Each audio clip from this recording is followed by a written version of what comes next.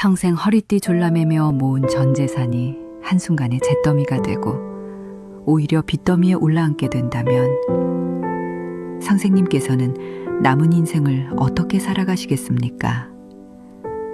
남편 병수발에 자식들 결혼까지 다 시키고 이제 좀 편하게 살아보나 했더니 2억이라는 빚만 떠안게 된 61세 주부의 피눈물.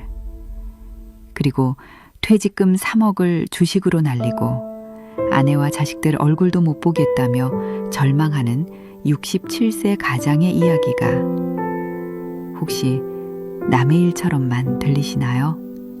아닙니다. 이게 바로 지금 대한민국의 현실입니다. 통계청 자료에 따르면 60세 이상 샤명 중 무려 6명이 빚을 지고 있습니다. 성실하게 살아온 죄밖에 없는데 왜 우리의 노후는 이토록 불안하고 고통스러워야만 하는 걸까요? 잘못된 선택 한 번, 예기치 못한 불행이 우리의 남은 인생을 어떻게 송두리째 무너뜨리는지, 그리고 그 절망의 늪에서 빠져나올 방법은 정말 없는 것인지 오늘 영상 놓치시면 평생 후회하실지도 모릅니다. 선생님, 만약에 딱 하루만 과거로 돌아갈 수 있다면 언제로 돌아가고 싶으세요? 소화기 너머로 들려오는 낯선 질문에 나는 잠시 말을 잃었다. 희뿌연 새벽 공기를 가르며 인력사무소로 향하던 길이었다. 찬바람이 옷깃을 파고들었지만 그 질문은 바람보다 더 시리게 심장을 파고들었다. 3년 전 남편의 3년상을 막 마쳤던 그 봄날로 돌아갈 수만 있다면, 아니 그보다 더 전으로 빚보증 한 번 잘못 써서 평생 모은 돈을 날리고 화병으로 쓰러진 남편의 손을 붙잡고 여보, 괜찮아. 우리 다시 시작하면 되라고 억지 미소를 지었던 그날 밤으로 돌아갈 수만 있다면. 하지만 이미 엎질러진 물이었고 시간은 결코 되돌릴 수 없는 강물처럼 흘러가 버렸다. 나는 올해 61, 이정숙이다. 경기도 수원의 낡은 빌라 4층, 계단을 오를 때마다 삐걱거리는 무릎은 내 인생의 무게처럼 무겁기만 하다. 3년 전 10년 넘게 병상에 누워있던 남편을 먼저 하늘로 보냈다. 남편의 오랜 투병 생활은 억척 같았던 내 삶의 전부였다. 새벽같이 일어나 남편의 약을 챙기고 아이들 도시락을 싸고 파출부 일을 나가 푼돈을 벌었다. 그렇게 악착같이 살아내며 두 아들 모두 번듯하게 결혼시켜 내보냈다. 이제야말로 지긋지긋한 가난과 병수발에서 벗어나 나만의 인생을 살아볼 수 있겠구나. 안도의 한숨을 내쉬었던 것도 잠시였다. 남편이 떠난 빈자리는 생각보다 컸고 적적함을 달랠 길이 없었다. 자식들에게 짐이 되기는 죽기보다 싫었다. 손주들 과자값이라도 내 손으로 벌고 싶다는 소박한 꿈, 그리고 텅 빈 마음을 채워줄 무언가가 절실했다. 그때 눈에 들어온 것이 동네 상가에 나온 작은 식당 자리였다. 평생 남의 집 밥만 해주던 내가 이제는 내 이름 석자를 걸고 손님들에게 따뜻한 밥 한 끼를 대접하고 싶었다. 어머니, 식당이요? 그거 아무나 하는 거 아니에요. 요즘 경기도 안 좋은데. 엄마, 그냥 저희가 드리는 용돈 받으시면서 편하게 쉬세요. 왜 사서 고생을 하시려고 그래요. 아들들은 극구 말렸다. 하지만 그때는 그 말이 들리지 않았다. 내 인생의 마지막 도전이자 유일한 탈출구라고 생각했다. 남편 병원비와 아이들 결혼자금으로 쓰고 남은 얼마 안 되는 돈과 퇴직금, 그리고 은행에서 대출받은 1억 원을 합쳐 식당을 열었다. 이름은 엄마의 밥상. 매일 새벽 시장에 나가 가장 신선한 재료를 고르고 내 자식에게 먹인다는 마음으로 정성껏 음식을 만들었다. 처음에는 손님이 제법 있었다. 어머니 손맛이 좋다며 단골도 생겼다. 하루하루 몸은 고됐지만 손님들의 칭찬 한마디에 피로가 눈 녹듯 사라졌다. 그래, 이렇게 살면 되는 거야. 내 힘으로 일어서는 거야. 희망이 보였다. 하지만 그 희망은 신기루처럼 짧았다. 식당 문을 연 지 채 1년도 되지 않아 코로나라는 불청객이 덮쳤다. 거리는 텅 비었고 식당 문은 굳게 닫혔다. 하루 매출이 10,000원도 안 되는 날이 허다했다. 버티고 또 버텼다. 곧 괜찮아질 거라는 헛된 희망을 붙잡고 매달 수백만 원의 임대료와 대출 이자를 감당해야 했다. 결국 모아두었던 돈은 바닥을 드러냈고 빚은 눈덩이처럼 불어났다. 결국 2년 만에 식당 문을 닫았다. 내 손에 남은 것은 2억 원이라는 어마어마한 빚과 텅 빈 가게, 그리고 부서진 꿈뿐이었다. 정숙 씨, 괜찮아? 얼굴이 반쪽이 됐네. 언니 나 이제 어떻게 해야 돼? 가게를 정리하던 날, 옆집 과일 가게 언니 품에 안겨 한참을 울었다. 하늘이 무너져 내리는 것 같았다. 평생을 성실하게 남에게 손가락질 받지 않으려 아등바등 살아왔는데 왜 내게 이런 시련이 닥치는 걸까? 신이 있다면 멱살이라도 잡고 따지고 싶었다. 자식들에게는 차마 빚 이야기를 꺼낼 수 없었다. 이제 막 가정을 꾸리고 제 살길 찾아가는 아이들에게 짐이 될 수는 없었다. 엄마는 괜찮다. 걱정하지 마라. 태연한 척 전화를 끊고 돌아서서 얼마나 많은 눈물을 삼켰는지 모른다. 당장 먹고 사는 것이 문제였다. 빚 독촉 전화는 매일같이 빗발쳤고 한 달에 수십만 원에 달하는 이자만이라도 갚아야 했다. 60이 넘은 나를 써주는 곳은 없었다. 그러다 우연히 구인 광고에서 건물 청소 미화원 모집 공고를 보았다. 다음 날 새벽, 나는 고무장갑과 앞치마를 두르고 낯선 빌딩의 화장실을 청소하고 있었다. 락스 냄새에 머리가 핑 돌고 쭈그려 앉아 변기를 닦을 때마다 욱신거리는 무릎에 눈물이 핑 돌았다. 하지만 이를 악물었다. 이까짓 거 남편 병수발 10년도 했는데 못할 게 뭐람. 그렇게 1년을 꼬박 일했다. 새벽 5시에 일어나 첫 차를 타고 출근하고 밤늦게 돌아와 파김치가 된 몸을 누이면 곧바로 새벽이 밝아왔다. 내 인생에 쉼이라는 단어는 사치였다. 하지만 망가진 몸은 의지를 따라주지 않았다. 결국 무릎에 탈이 났다. 의사는 연골이 다 닳아서 더 이상 걷기 힘들다며 수술을 권했지만 당장 수술비는커녕 입에 풀칠하기도 빠듯한 형편이었다. 결국 청소일도 그만둘 수밖에 없었다. 이제 내게 남은 것은 아무것도 없다. 모아놓은 돈 한 푼 없이 2억 원의 빚만 고스란히 남았다. 일을 그만둔 뒤로는 하루하루가 지옥이다. 창밖으로 보이는 세상은 여전히 분주하게 돌아가는데 나만 홀로 이 작은 방에 갇혀 썩어가는 기분이다. 며칠 전에는 쌀이 떨어져 사흘을 꼬박 굶었다. 굶는 것보다 더 무서운 것은 절망감이었다. 이렇게 살아서 뭐하나. 캄캄한 방 안에 홀로 누워있으면 나쁜 생각이 스멀스멀 고개를 든다. 먼저 간 남편을 따라가면 이 고통도 끝날까. 엄마, 잘 지내시죠? 이번 주말에 애들 데리고 한번 갈게요. 맛있는 거 해주세요. 어제는 큰아들에게서 전화가 왔다. 차마 쌀이 떨어졌다는 말은 입 밖으로 나오지 않았다. 오냐? 얼른 와라. 엄마가 맛있는 갈비찜 해줄게. 아무렇지 않은 척 밝게 대답하고 전화를 끊었다. 그리고 수화기를 내려놓자마자 참았던 눈물이 폭포수처럼 쏟아졌다. 통장 잔고는 텅 비었고 당장 이번 주말 아이들에게 내어줄 갈비찜은커녕 내 한 끼 밥을 걱정해야 할 처지였다. 창밖으로 어둠이 짙게 깔렸다. 이 밤이 지나면 또다시 절망의 아침이 밝아오겠지. 수면제를 털어놓고 잠을 청해보지만 빚독촉에 시달리는 악몽에 시달리다 깨기 일수다. 매일 밤 나는 베개를 적시며 기도한다. 신이시여, 제게 왜 이런 시련을 주시나이까. 성실하게 살아온 죄밖에 없는데 어째서 제 노년은 이토록 고통스러워야 합니까? 잘못된 선택 한 번이 예기치 못한 불행이 내 남은 인생을 이렇게 송두리째 무너뜨릴 줄은 꿈에도 몰랐다. 오늘 밤도 나는 잠 못 이루고 뒤척인다. 캄캄한 천장을 바라보며 하염없이 눈물을 흘린다. 이 절망의 늪에서 빠져나갈 방법은 정말 없는 것일까? 내일 아침 나는 다시 일어설 수 있을까? 아닙니다. 아닙니다, 선생님. 제가 잘못 생각했습니다. 문득 정신을 차렸다. 인력사무소 앞이었다. 소화기 너머에서는 여전히 나를 선생님이라 부르는 젊은 목소리가 들려왔다.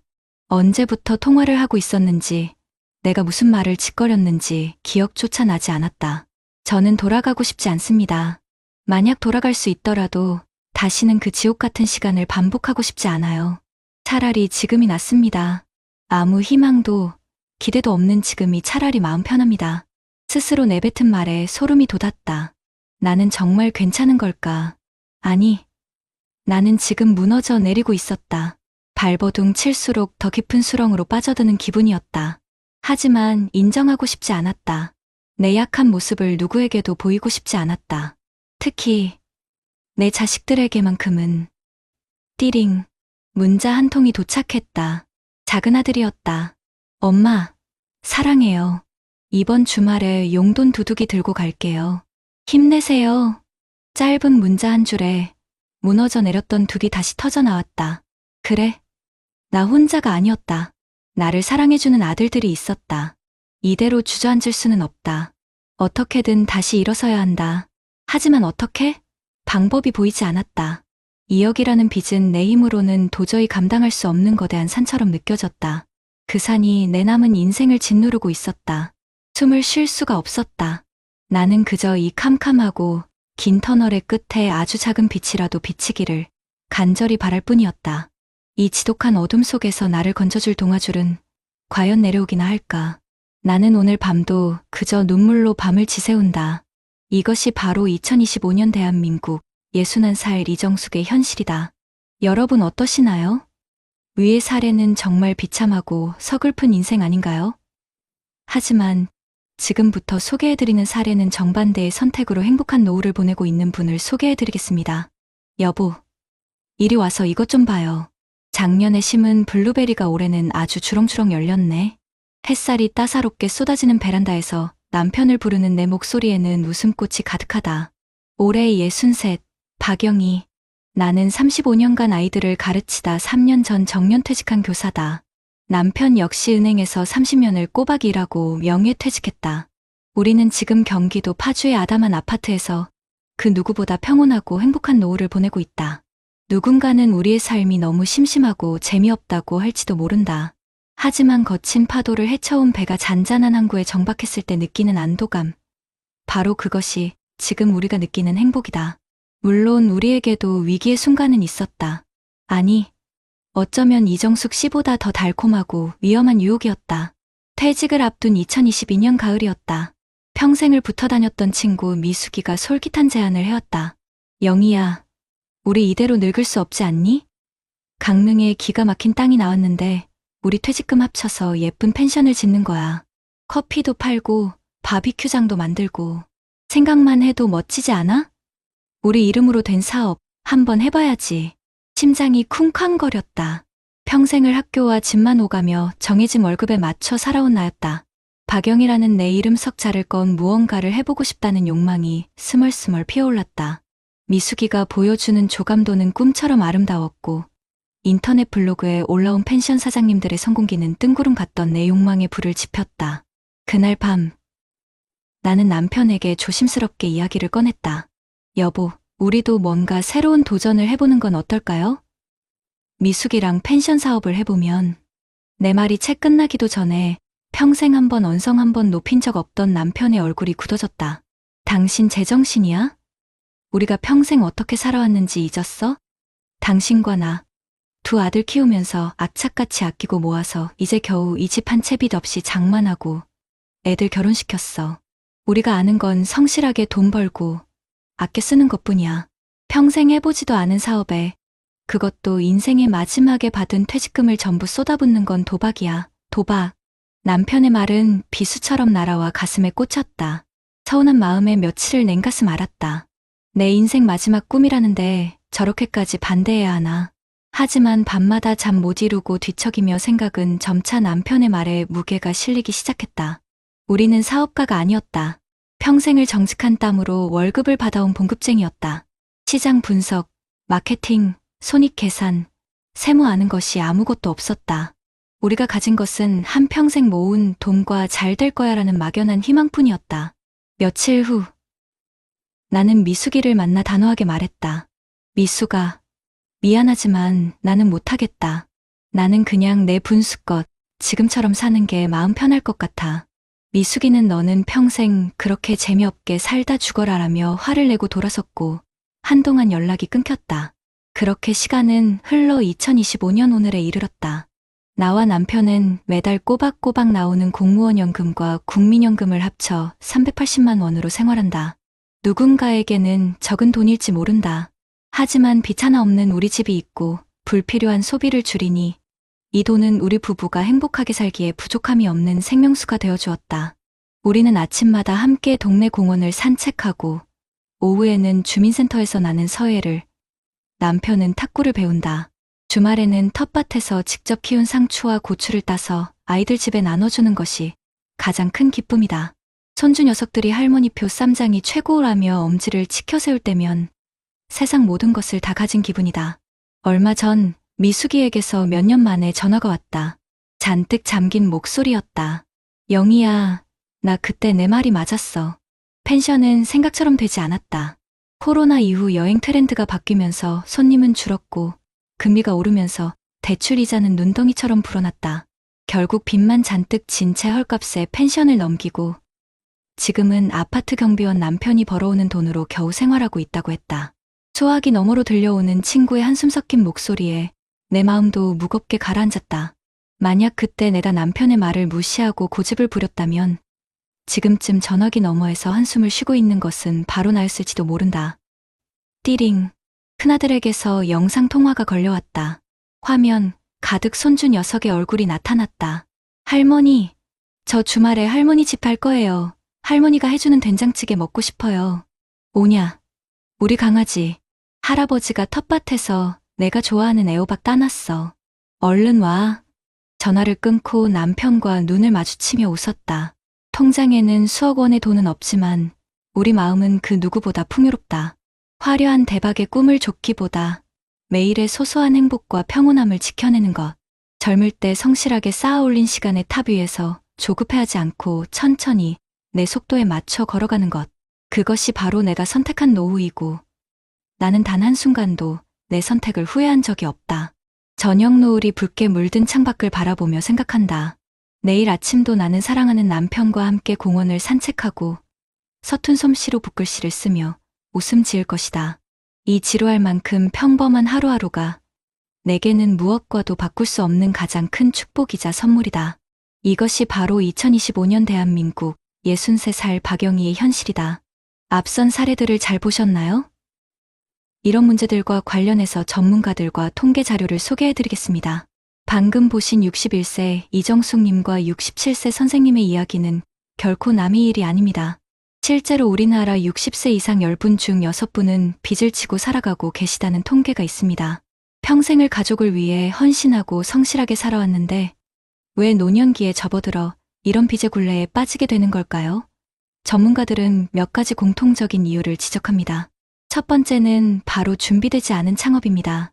이정숙님처럼 자녀들에게 더 이상 손 벌리기 싫고 아직 일할 힘은 있는데 마땅한 직장을 구하기 어려우니 퇴직금이나 모아둔 돈으로 식당이나 가게를 차리는 분들이 정말 많습니다. 하지만 아시다시피 자영업은 결코 만만치 않습니다. 특히 경험이 부족한 상태에서 경쟁이 치열한 업종에 뛰어들었다가 코로나 같은 예기치 못한 변수까지 만나면 버텨낼 재간이 없는 거죠. 가게를 유지하려고 대출을 받기 시작하면 빚은 눈덩이처럼 불어나고 결국 폐업 후에는 빚만 남는 악순환에 빠지게 되는 겁니다. 두 번째는 위험한 투자입니다.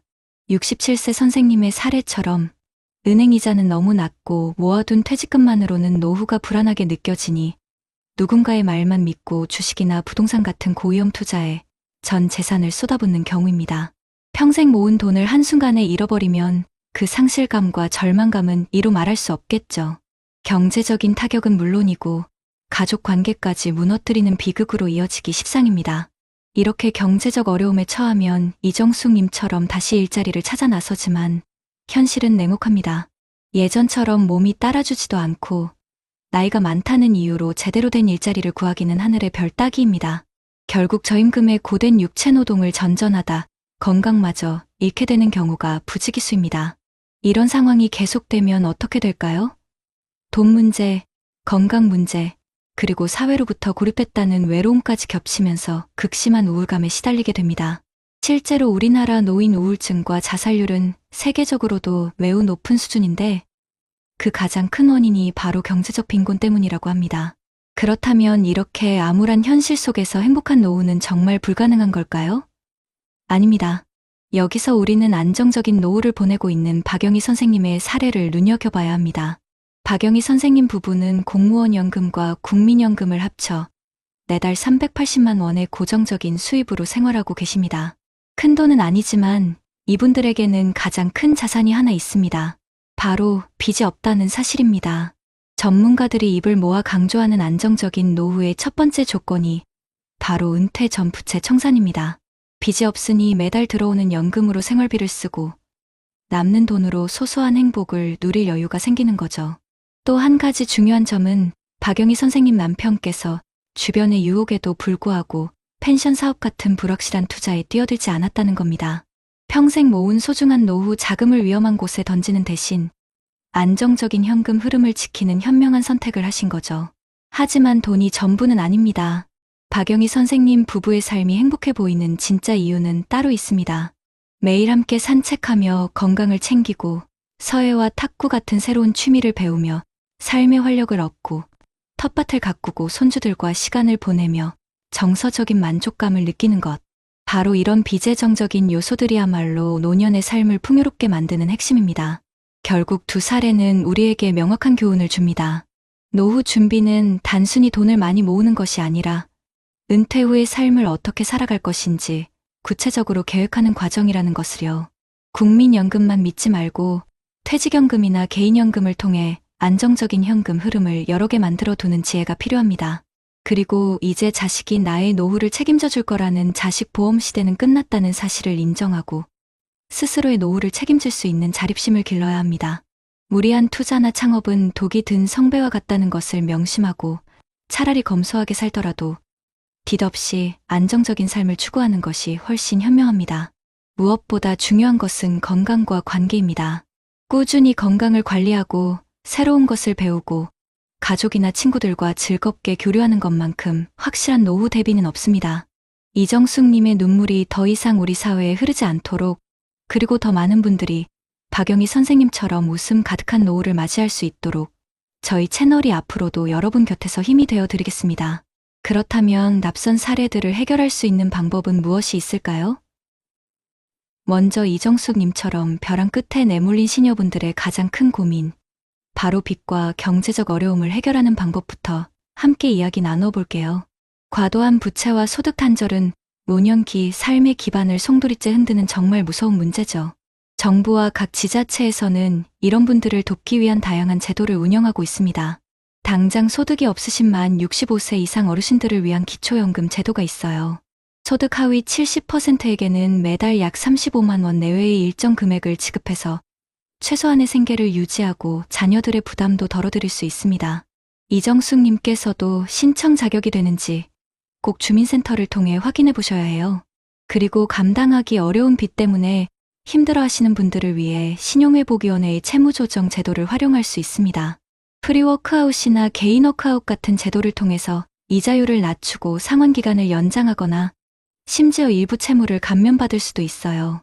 특히 만 70세 이상 고령자분들께는 추가적인 채무 감면 혜택도 주어진다고 하니 혼자 고민하지 마시고 꼭 전문가의 도움을 받아보시는 게 중요합니다.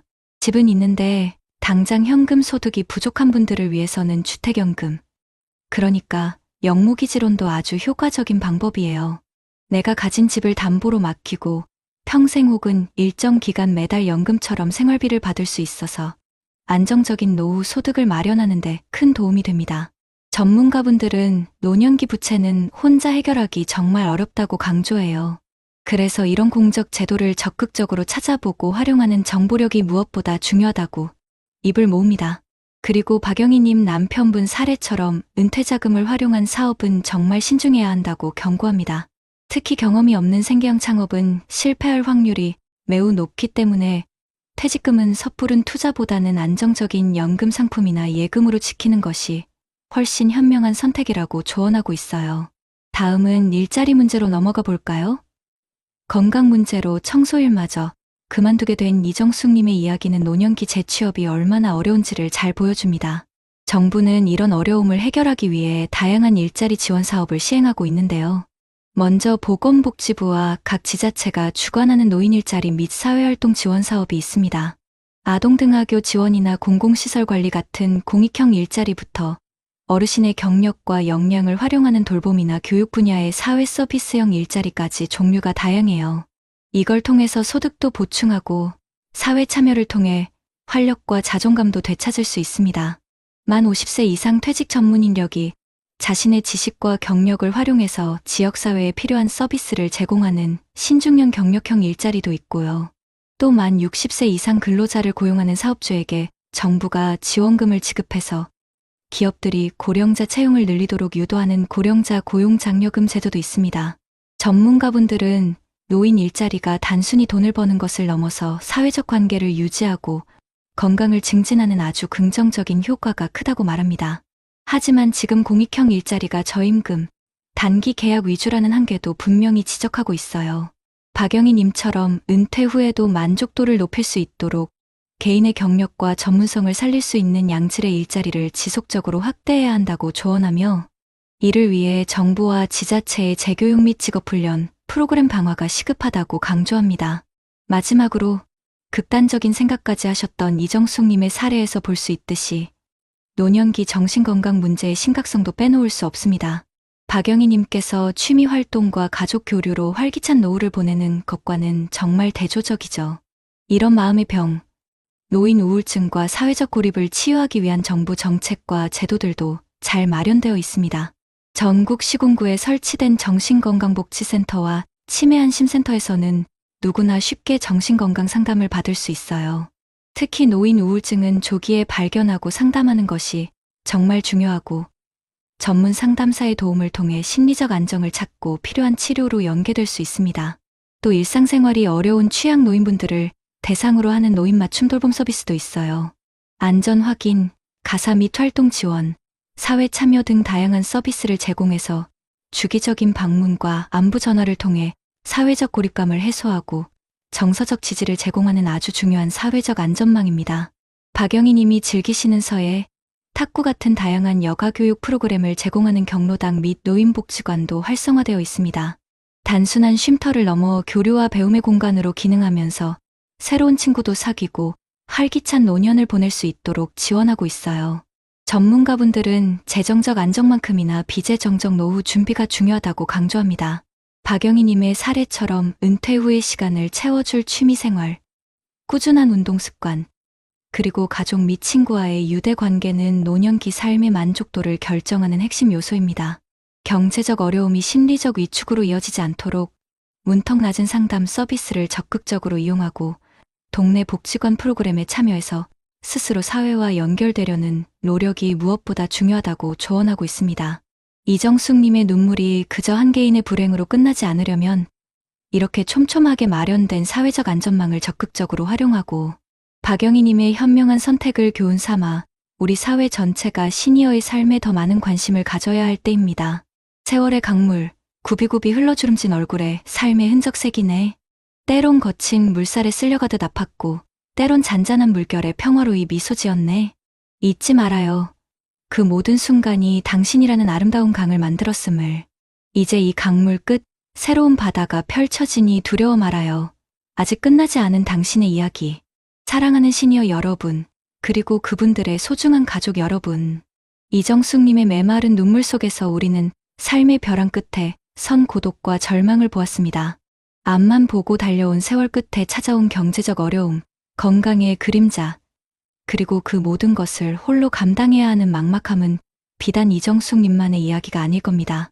하지만 박영희님의 환한 미소와 활기찬 일상에서는 또 다른 희망을 발견했습니다.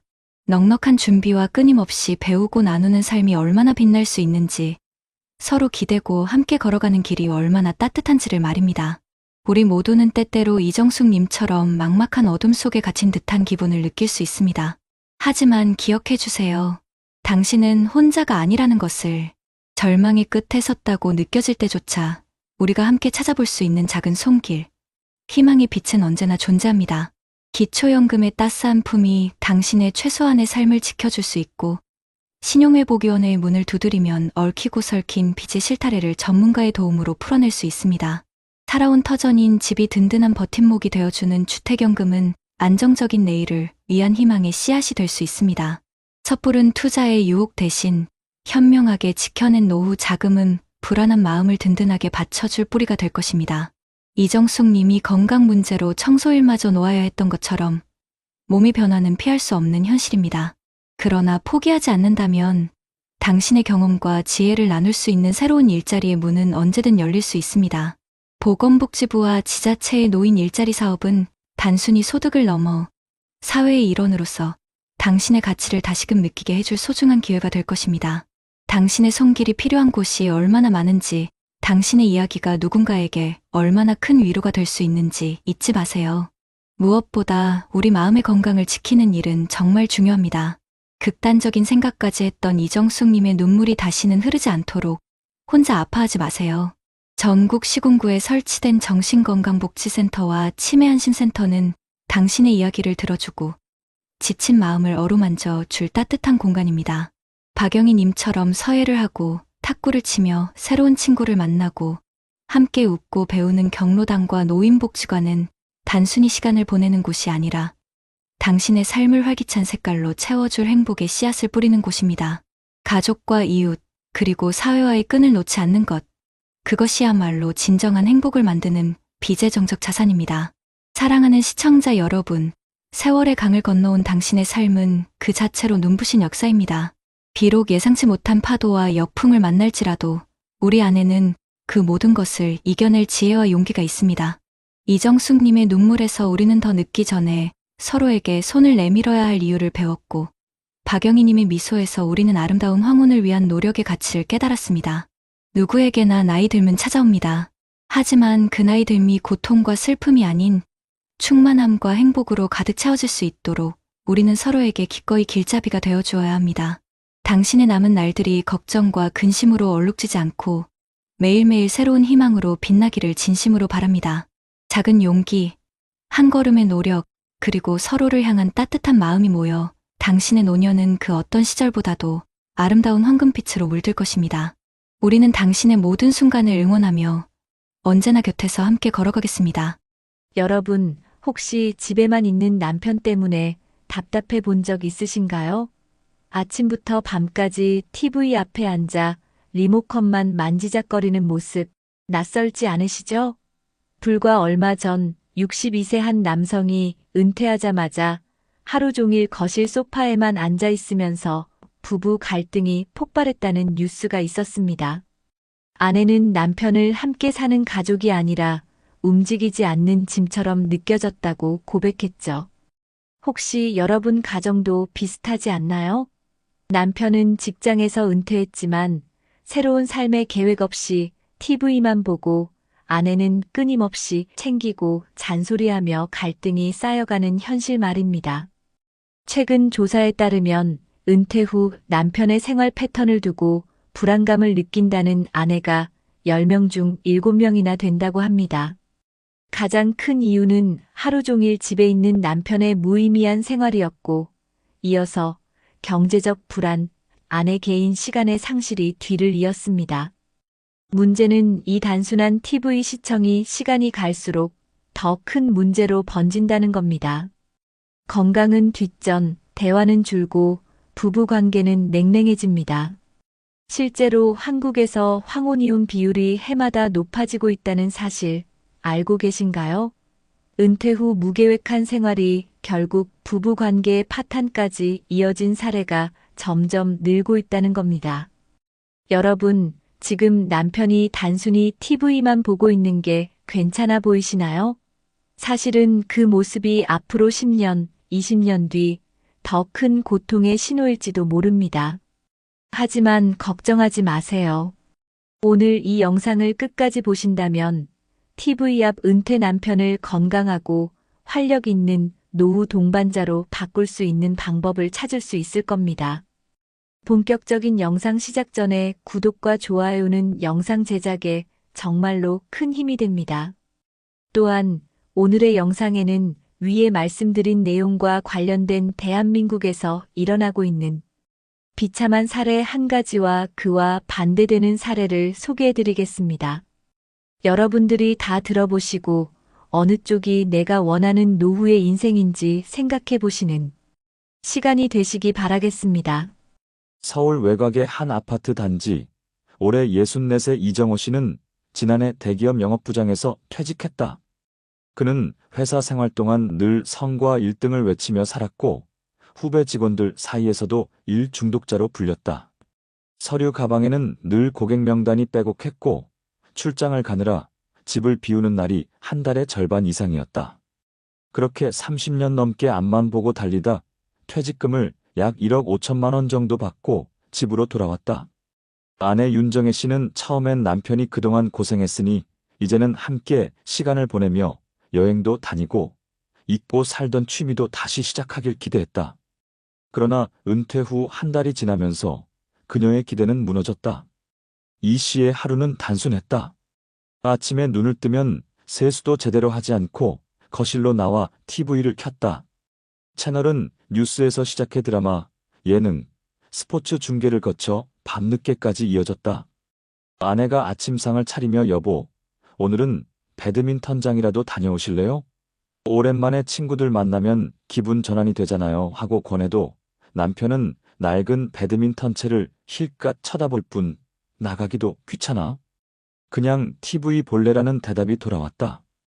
배드민턴채는 부부가 결혼 초반 함께 운동을 즐기던 상징 같은 물건이었다. 아파트 창고 구석에 먼지가 쌓인 채 방치되어 있었고 아내가 청소하다 우연히 발견해 다시 꺼내왔지만 남편은 잡아보려 하지 않았다. 오히려 내 무릎이 예전 같지 않은데 괜히 나갔다가 다치면 병원비만 더 든다라며 손사래를 쳤다. 윤정혜 씨는 속으로 저 배드민턴채가 우리의 지난 시간과 남편의 현재를 보여주는구나 하고 한숨을 내쉬었다. 시간이 흐르면서 부부 사이의 대화는 줄어들었다. 예전에는 남편이 퇴근하고 돌아오면 하루 동안 있었던 일들을 풀어놓으며 늦은 저녁을 함께하곤 했다. 하지만 은퇴 후 그는 하루 종일 집에 있으면서도 아내와 눈을 마주치지 않았다. 점심 식사 때도 숟가락 소리만 들릴 뿐 대화 대신 TV 속 앵커의 목소리가 식탁 위를 지배했다. 윤정혜 씨는 답답한 마음에 여보, TV 좀 끄고 나랑 얘기 좀 해요. 하루 종일 같이 있으면서 대화가 없으니 너무 허전해라고 말했지만 남편은 눈을 떼지 않은 채 지금 중요한 장면인데 왜 자꾸 방해라며 언성을 높였다. 문제는 단순히 대화 부족만이 아니었다. 생활 리듬 자체가 꼬여갔다.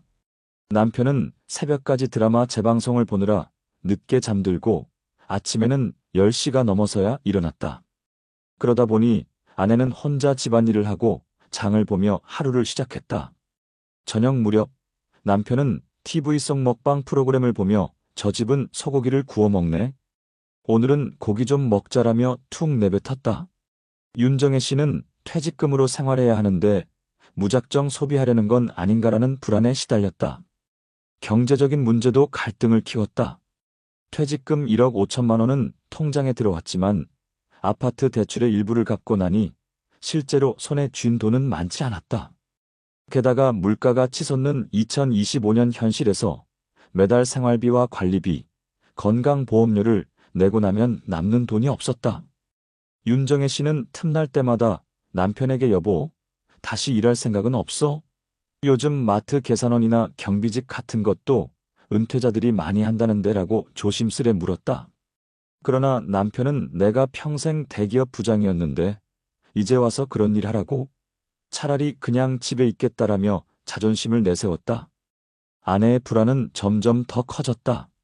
남편이 하루 종일 TV만 보며 무기력하게 보내는 모습은 단순한 게으름이 아니라 가정 전체의 균형을 흔들고 있었다. 그녀는 딸과 통화하면서도 고민을 털어놓았다. 얘야, 내 아버지가 집에서 하루 종일 TV만 본다. 나랑 대화도 없고 돈도 점점 줄어드는데 내가 이대로 버틸 수 있을지 모르겠다.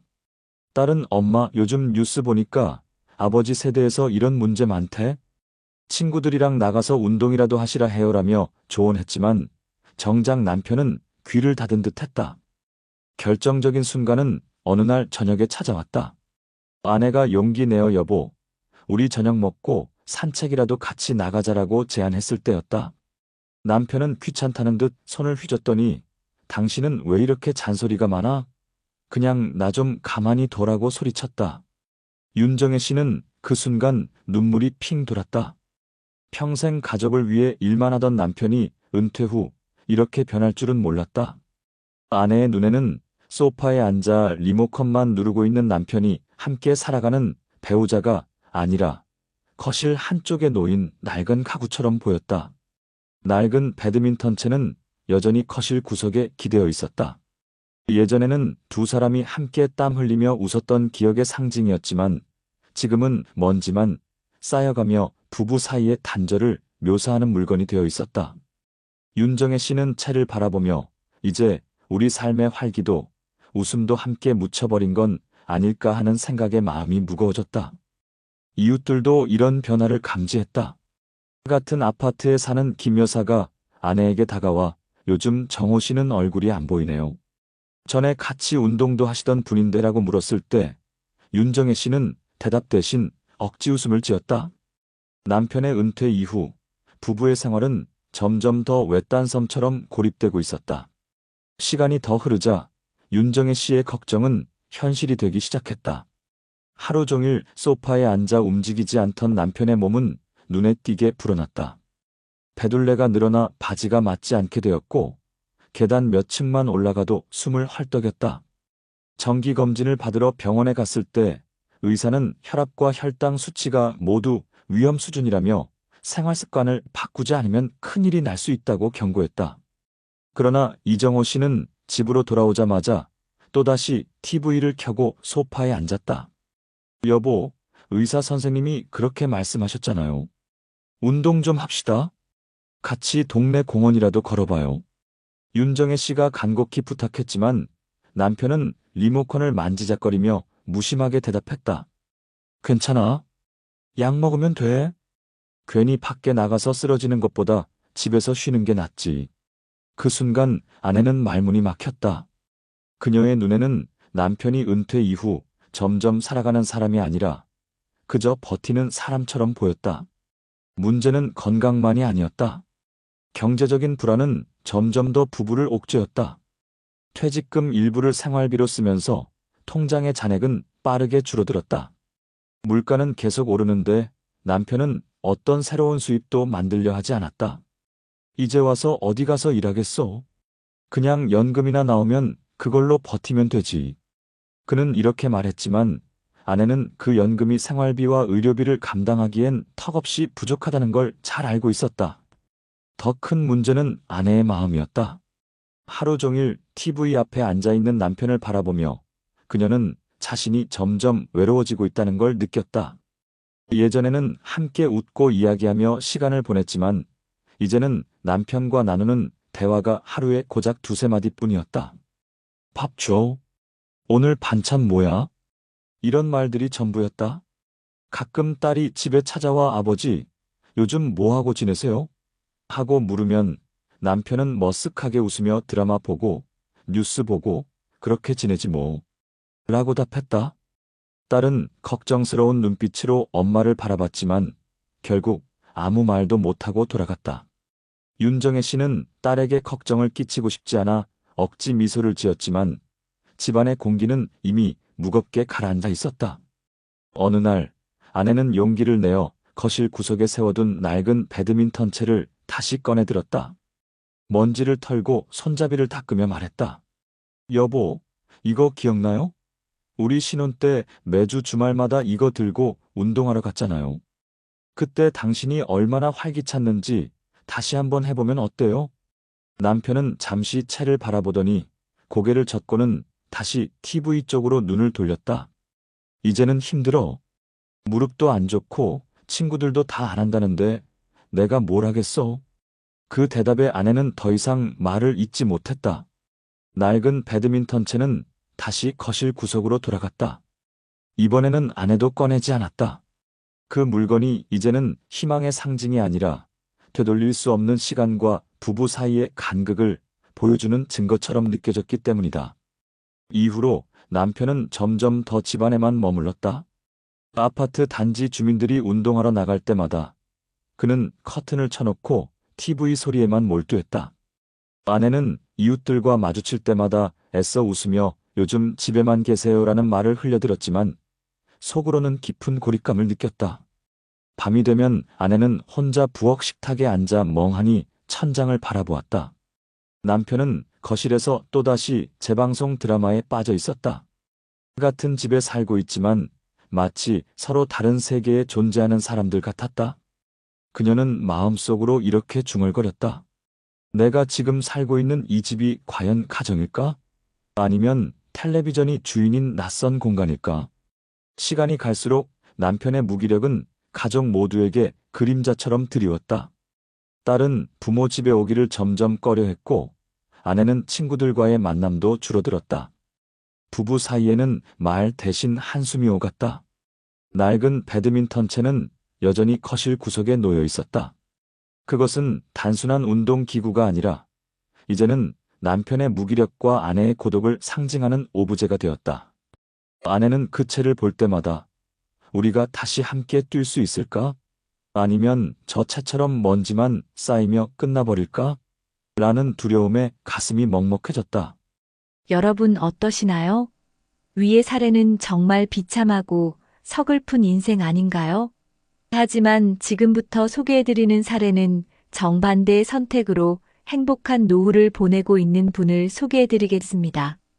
경기도 수원의 한 아파트 단지에 사는 65세 최영수 씨는 지난해 말 35해 가까이 근무했던 시청 공무원 자리에서 은퇴했다. 영업 실적 압박에 시달리던 대기업 부장과는 달리 그는 묵묵히 행정 업무를 맡으며 지역 주민들을 위해 일했고 그 대가로 은퇴 후 매달 연금 약 220만 원을 안정적으로 받고 있다. 물가가 오르는 2025년 현재 넉넉하다고는 할 수 없지만 최소한 이번 달 생활비는 어떻게 하지? 라는 두려움은 없다. 최 씨의 아내 김은희 씨는 남편이 은퇴하던 날을 아직도 기억한다. 시청 후배들이 준비해준 작은 환송회에서 그는 이제는 제2의 인생을 시작한다는 마음으로 살아가겠습니다라고 말했고 퇴직 직후 곧바로 새로운 루틴을 세웠다. 아침 일찍 일어나 동네 공원에서 가볍게 걷기 운동을 하고 점심에는 아내와 함께 요리를 나누며 대화 시간을 가졌다. 오후에는 평생 취미로 해오던 서예 모임에 참석해 동년배 친구들과 교류했다. 그가 달라진 건 단순히 시간을 보람있게 보내서만이 아니었다. 은퇴 전부터 그는 은퇴 이후의 삶을 구체적으로 준비해왔다. 퇴직하기 10년 전부터 노후 자산은 무조건 연금 중심으로 소비는 소박하게라는 원칙을 세웠다. 주변 동료들이 퇴직금을 믿고 부동산이나 점포 창업에 뛰어들 때 그는 그런 유혹을 뿌리쳤다. 실제로 친구 한 명은 퇴직 직후 빌딩 투자에 나섰다가 금리 인상과 공실 증가로 큰 손실을 보고 경비원으로 재취업했다. 하지만 최 씨는 안정적인 연금 생활을 유지하며 경제적 불안을 크게 느끼지 않았다. 아내 김은희 씨는 이런 남편을 바라보며 저 사람은 은퇴 후에도 나를 불안하게 하지 않는다라는 안도감을 자주 표현했다. 매달 연금이 들어오니 생활비를 걱정하지 않아도 되었고 남편이 집안일에도 적극적으로 참여해 그녀의 부담을 덜어주었다. 아침에는 남편이 직접 커피를 내려주며 대화를 시작했고 저녁에는 함께 장을 보며 요리를 만들었다. TV는 단순한 오락일 뿐 하루의 중심은 아니었다. 특히 두 사람에게 활기를 준 건 건강 관리였다. 최 씨는 은퇴 전부터 치과와 정기 검진을 빠뜨리지 않았다.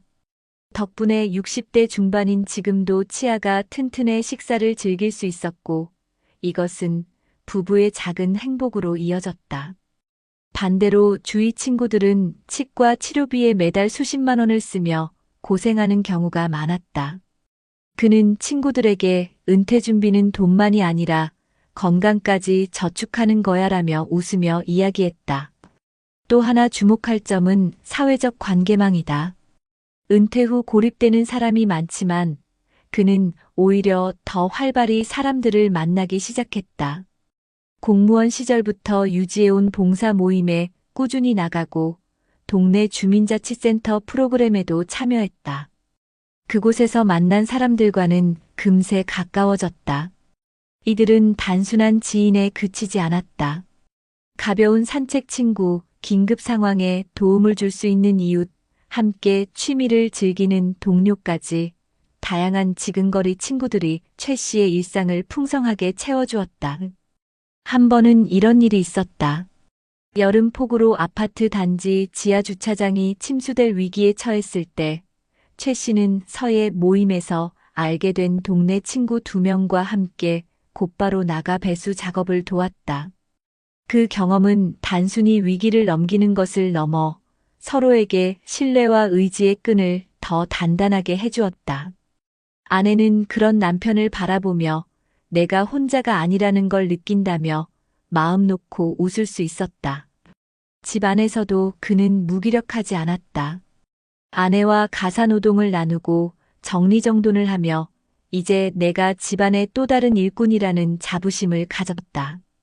그의 서재에는 연금과 생활비를 관리하는 가계부가 항상 놓여 있었고 옆에는 서예 북과 벼루가 놓여 있었다. 그 공간은 단순히 공부방이 아니라 은퇴 후 삶의 리듬과 목표를 상징하는 곳이었다. 아내는 친구들과의 모임에서 종종 이렇게 말했다. 우리 집은 은퇴 후에 오히려 더 대화가 늘었어요. 남편이 하루 종일 TV만 보는 집도 많다는데 저희는 같이 운동도 하고 저녁마다 다음 날 일정을 상의해요. 불안하기는커녕 이제야 진짜 부부로 살아가는 기분이에요.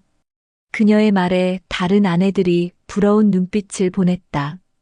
모두가 같은 세대, 비슷한 나이를 살고 있었지만 준비된 은퇴와 준비 없는 은퇴는 이렇게 극명한 차이를 만들어냈다. 최영수 씨의 하루는 규칙적이면서도 활기찼다. 아침 일찍 일어나 공원에서 40분가량 걷기 운동을 하고 가끔은 주민 체육관에서 탁구를 치기도 했다. 건강을 위해 생활 패턴을 철저히 지켰다. 운동 후에는 직접 시장에 들러 신선한 채소와 과일을 사왔다. 예전 같으면 장바구니를 드는 건 늘 아내의 몫이라고 생각했지만 은퇴 후 그는 자연스럽게 역할을 나눴다. 집으로 돌아오면 부부가 함께 요리를 했다. 그는 손재주가 있어 김치전을 부치거나 간단한 국을 끓이는 정도는 거뜬히 해냈다. 여보, 내가 부장 시절엔 회식만 시켰지 요리는 잘 못했는데 은퇴하고 나니 이런 것도 배우네. 라며 웃음을 건네면 아내는 마음이 놓였다. 작은 행동이었지만 그 안에서 부부의 대화가 이어지고 서로의 관계는 더욱 가까워졌다. 경제적인 부분도 안정적이었다. 매달 나오는 공무원 연금 220만 원은 크지 않았지만 그는 이를 철저히 관리했다. 생활비, 의료비, 문화비로 나누어 사용하고 남는 돈은 작은 적금으로 돌려 미래에 예상치 못한 상황에 대비했다. 2025년 한국 사회는 물가 상승으로 인해 생활비 부담이 커졌지만 그는 절제된 소비와 계획 덕분에 큰 어려움 없이 지낼 수 있었다. 더 중요한 것은 관계였다.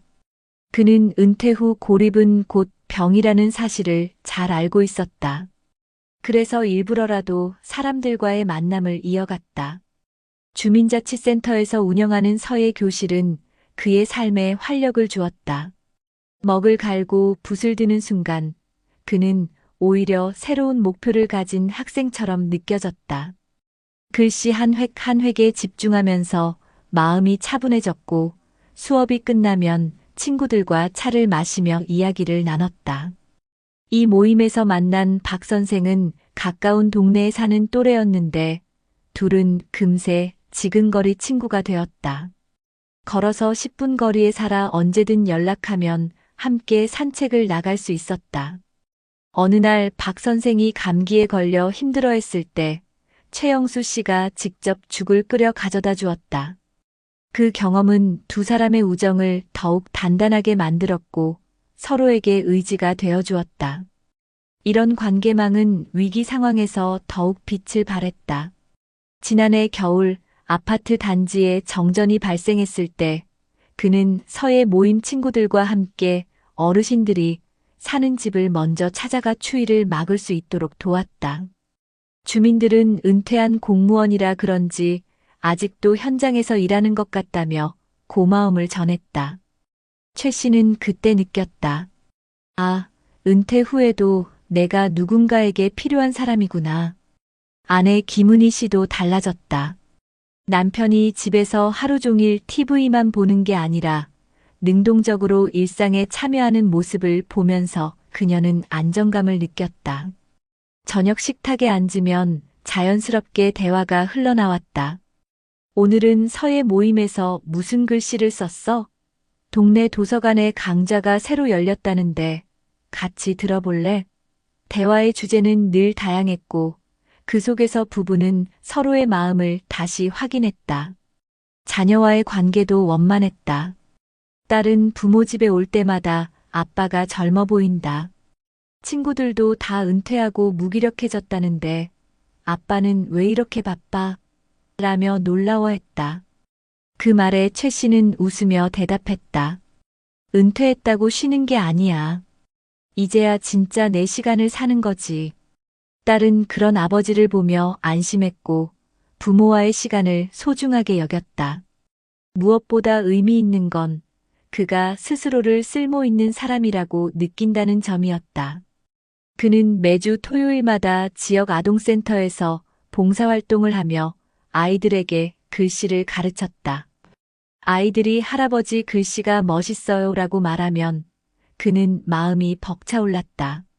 사회와의 연결고리가 끊어지지 않았다는 사실이 그를 지탱했다. 집안의 상징적 공간은 그의 서재였다. 서재 책상 위에는 늘 정리된 가계부와 함께 붓, 벼루, 반듯하게 접힌 한지, 묶음이 놓여 있었다. 그것은 단순한 도구가 아니었다. 그의 서재는 은퇴 후에도 여전히 배우고, 나누고, 성장하는 삶을 이어가고 있다는 증거였다. 낡은 배드민턴채가 고립과 단절을 상징했던 또 다른 집과 달리 그의 서재 책상 위에 서예 붓은 활력과 희망을 상징했다. 아내는 친구들과의 모임에서 종종 이렇게 말했다. 우리 남편이 은퇴하고 나서 오히려 더 든든해졌어요. 매일 대화도 많고 함께하는 시간이 즐겁습니다. 은퇴를 준비하는 방식이 이렇게 삶을 바꿀 줄 몰랐어요. 이웃들은 그런 부부를 보며 부러움을 감추지 못했다. 같은 세대, 같은 은퇴라는 상황이지만 준비 여부에 따라 삶의 질이 이렇게 달라질 수 있다는 걸 모두가 체감했다. 여러분, 혹시 은퇴하신 아버지나 남편이 하루 종일 TV 앞에만 앉아 있는 모습 익숙하지 않으신가요? 사실 통계로도 그 모습이 드러납니다. 통계청이 발표한 2024년 생활시간 조사에 따르면 우리나라 사람들이 하루에 여가로 보내는 시간이 평균 5시간 남짓인데 그중에서 미디어 이용, 그러니까 TV나 스마트폰 보는 시간이 무려 2시간 40여 분으로 가장 큰 비중을 차지했습니다. 그런데 특히 고령층에서는 이 시간이 훨씬 더 늘어나는 걸로 나와요. 불과 몇 년 전만 해도 잠자는 시간이 가장 많았는데 지금은 오히려 TV 시청 시간이 늘어나고 수면 시간은 줄어드는 현상이 나타난 겁니다. 주말에는 더 심각해서 일요일 고령층은 평균 3시간 넘게 미디어에 매달리고 10명 중 9명 이상이 하루에 반드시 TV를 켠다는 결과까지 나왔습니다. 말 그대로 하루가 TV와 함께 시작해서 TV와 함께 끝나는 거죠. 그런데 이게 단순히 심심하니까 TV 보나 보다 수준의 이야기가 아니에요. 이 생활 패턴이 실제로 건강과 생존에 큰 영향을 주고 있다는 걸 보여주는 연구들이 많습니다. 먼저 한국 사회에서 가장 충격적인 통계가 있습니다. 바로 고독사입니다. 보건복지부 집계에 따르면 2023년 한 해에만 3,600명 넘게 고독사를 했고 그중 84%가 남성이었습니다. 연령대는 60대가 가장 많고 그 다음이 50대였어요. 여기서 중요한 건 바로 은퇴 직후의 남성들이 가장 큰 위험군이라는 사실입니다. 가족 안에서도 역할이 줄어들고 사회적 관계가 끊어지니까 결국 방 안에서 혼자 TV만 보는 생활로 이어지다가 심리적 고립과 건강 악화로까지 이어진다는 거죠. 경제 문제도 빼놓을 수 없습니다. 우리나라의 노인 빈곤율은 OECD 국가들 중 최상이라는 건 너무 유명한 사실이죠. 최근 자료를 보면 여전히 노인의 30% 이상이 빈곤 상태에 놓여 있고 OECD 평균의 두세 배 수준입니다. 게다가 60대 이상 비정규직 노동자가 280만 명을 넘어서면서 가장 많은 나이에 가장 불안정한 일자리를 가지고 있다는 역설적인 상황까지 생겼습니다. 은퇴를 했지만 제대로 된 일자리를 구하지 못하고 그렇다고 가정에서 활력 있게 시간을 보내지도 못하면서 결국 TV만 바라보는 생활이 고착화되는 거예요. 그리고 이게 또다시 무기력과 경제적 불안을 심화시키는 악순환으로 이어지고 있는 겁니다. 이건 단순히 한국만의 문제가 아닙니다. 해외에서도 TV 앞에 오래 앉아 있는 시간이 건강을 크게 해친다는 결과들이 쏟아지고 있어요. 여러 나라의 데이터를 종합한 대규모 연구에서는 TV를 하루 3시간 이상 보면 심혈관 질환, 당뇨, 심지어 사망 위험까지 높아진다는 결과가 나왔습니다. 특히 흥미로운 건 이 위험이 선형으로 조금씩 늘어나는 게 아니라 3시간쯤을 넘어서면 가파르게 증가한다는 거예요. 그러니까 은퇴했으니 하루에 4-5시간쯤 TV를 보지 뭐라는 게 단순한 취미가 아니라 건강에 치명적인 도구로 바뀌는 순간이 있다는 거죠. 또 일본에서 진행된 연구들에서는 이른바 은퇴 남편 증후군이라는 표현이 나옵니다. 남편이 집에 오래 머무르면서 아내의 일상에 끼어들고 가사 분담이나 개인 시간의 균형이 무너지면 아내가 심리적 스트레스와 우울을 크게 겪는다는 거예요. 실제로 은퇴 후 남편이 집에만 머무르면서 아내가 오히려 건강이 나빠지는 사례가 적지 않다는 겁니다. 우리 사회에서도 흔히 들을 수 있는 이야기죠. 남편 은퇴하고 나니까 집안 분위기가 더 힘들어졌다라는 말 아마 들어보신 분 많으실 겁니다. 자, 이렇게 정리해보면 결국 모든 데이터가 한 방향을 가리킵니다. 은퇴 이후 하루 종일 TV만 보는 생활은 단순한 무료함의 문제가 아니라 건강경제 관계라는 3가지 축을 동시에 무너뜨리는 복합적인 위험 요소라는 겁니다. 통계청의 생활시간 조사, 보건복지부의 고독사 통계, OECD의 빈곤율 지표, 그리고 해외 연구에서 드러난 TV 시청과 건강 리스크까지 전부가 같은 신호를 보내고 있습니다. 움직이지 않으면, 연결되지 않으면 결국 무너진다. 이 메시지를 기억하셔야 합니다. 여러분, 통계가 보여준 현실은 심각하지만 희망 없는 건 아니에요. 지금 이 자리에서도 충분히 달라질 수 있습니다. 제가 지금부터 말씀드리는 건 실제로 지자체에서 이미 운영하고 있는 프로그램들과 해외에서 효과를 보고 있는 모델들로 충분히 현실적인 해결책이에요. 먼저 우리나라부터 볼게요. 예를 들어 서울시 강동구는 노인 사랑방 프로그램을 운영 중입니다. 매주 노인복지관에서 지역 어르신들을 초청해 차도 마시고 가벼운 놀이와 운동, 그리고 이야기 나눌 기회를 제공해요. 한 주도 혼자 보내지 않도록 지역의 자원봉사자들이 신청을 직접 방문해 독거 어르신들의 고립을 막고 있어요. 또 부산시 부산진구에서는 찾아가는 실버 문화교실을 통해 집 근처 경로당이나 게이트 볼장에서 어르신들이 노래나 공예, 스마트폰 사용법까지 배우며 사람들을 만나고 있습니다.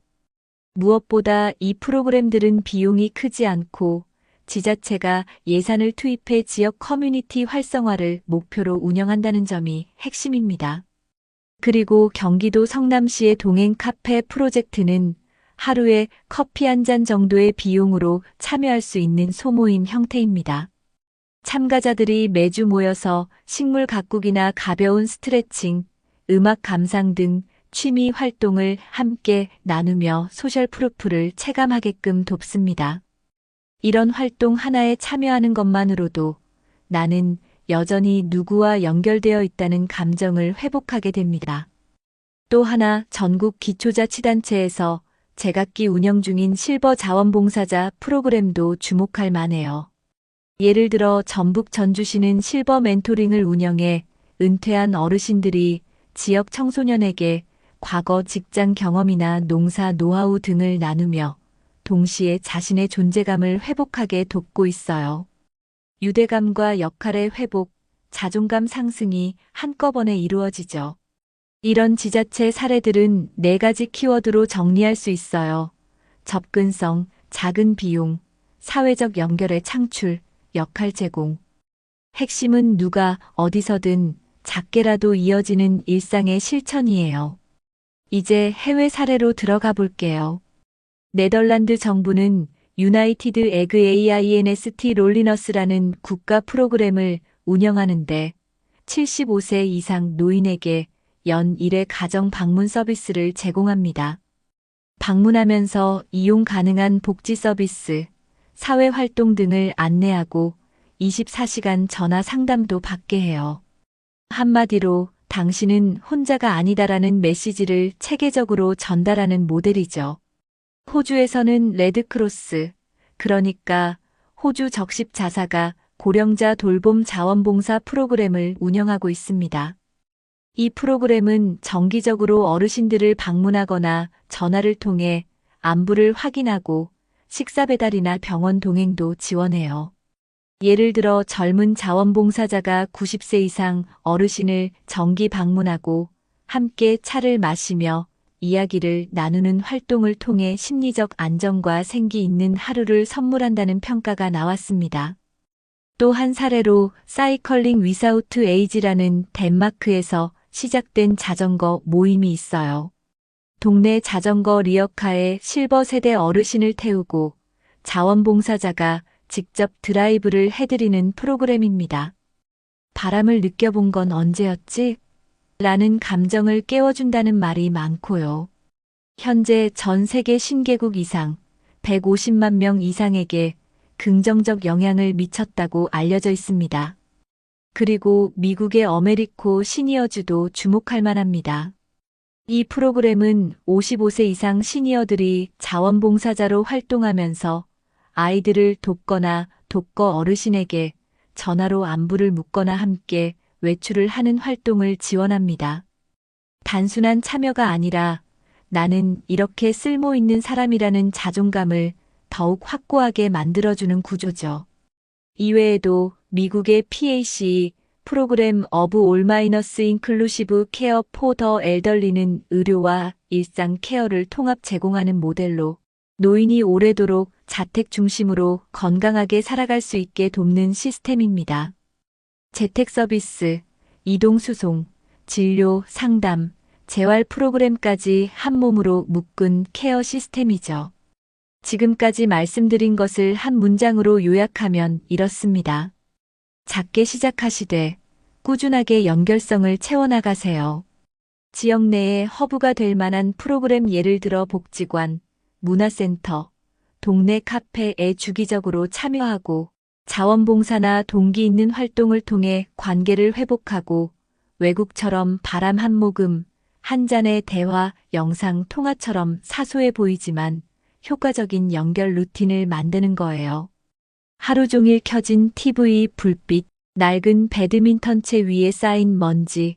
그러나 창밖엔 아직 바람이 불고 우리 곁엔 여전히 사람이 있습니다. 여러분, 오늘 이야기 기억하시죠?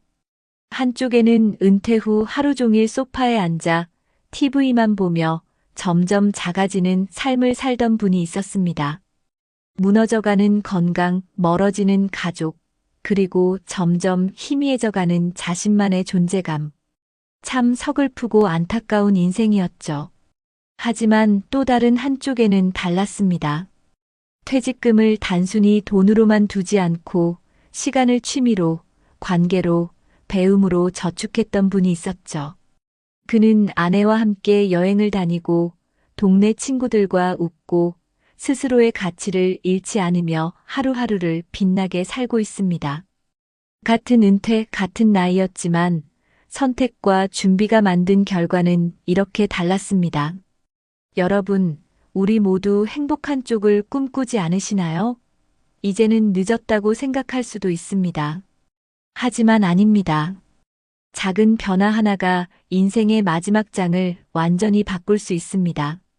오늘 당장 집 앞 복지관 문을 두드리고 낡은 배드민턴채 먼지를 털어내고 오래 연락하지 못한 친구에게 전화를 걸어보는 것부터 시작해도 됩니다.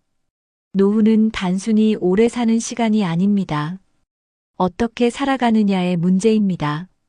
남은 날들을 텅 빈 시간으로 채울지 아니면 사람과 웃음으로 채울지 그 선택은 지금 이 순간 우리에게 달려 있습니다.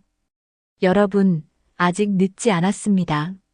앞으로의 하루하루가 그저 버티는 시간이 아니라 살아있음이 감사한 시간으로 바뀌길 바랍니다. 그리고 언젠가 우리 모두가 마지막 순간을 맞이할 때, 그래, 내 인생은 참 따뜻했다라고 미소 지을 수 있기를 간절히 바랍니다. 60대 남성이 통장 잔고 12만 원 남기고 병원비 800만 원을 맞았습니다.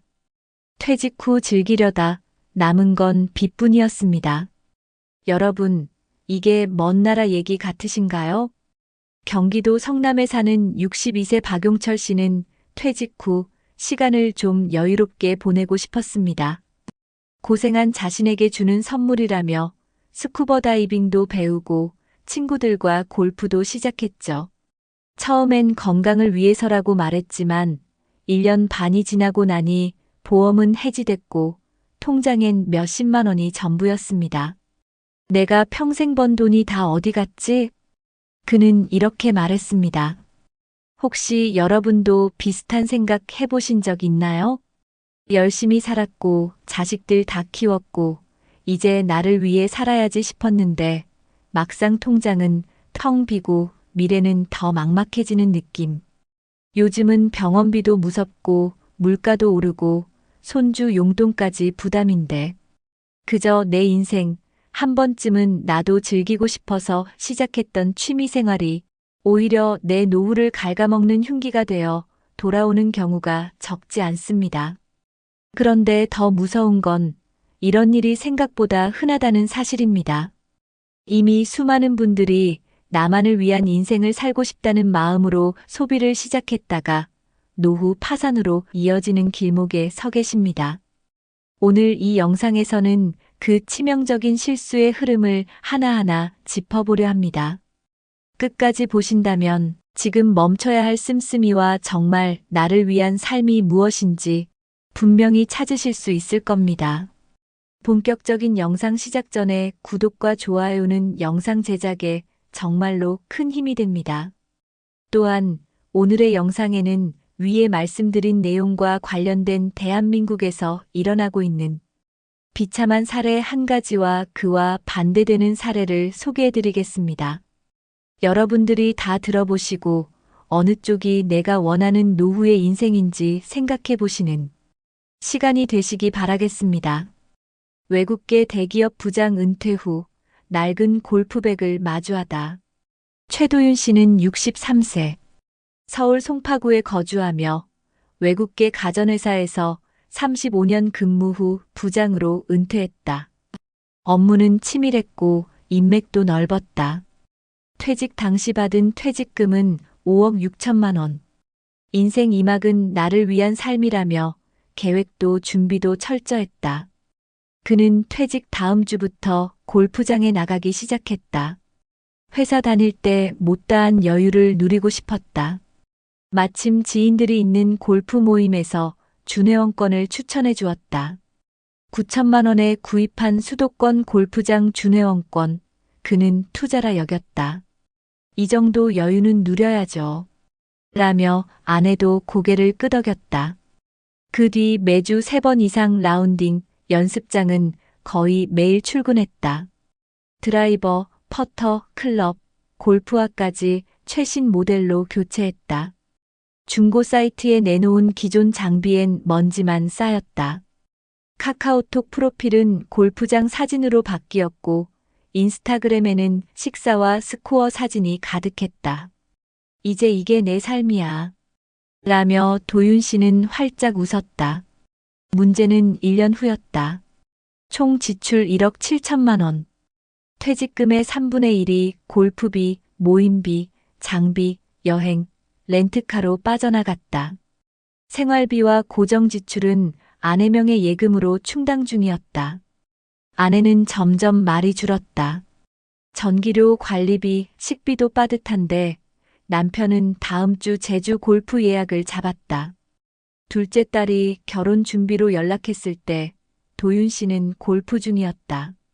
결혼은 내가 알아서 하라고 말한 게 상처가 됐다. 딸은 한동안 연락을 끊었다. 골프장 멤버들 사이에서도 회비 미납으로 소문이 났다. 요즘 최 부장님 분위기 안 좋아.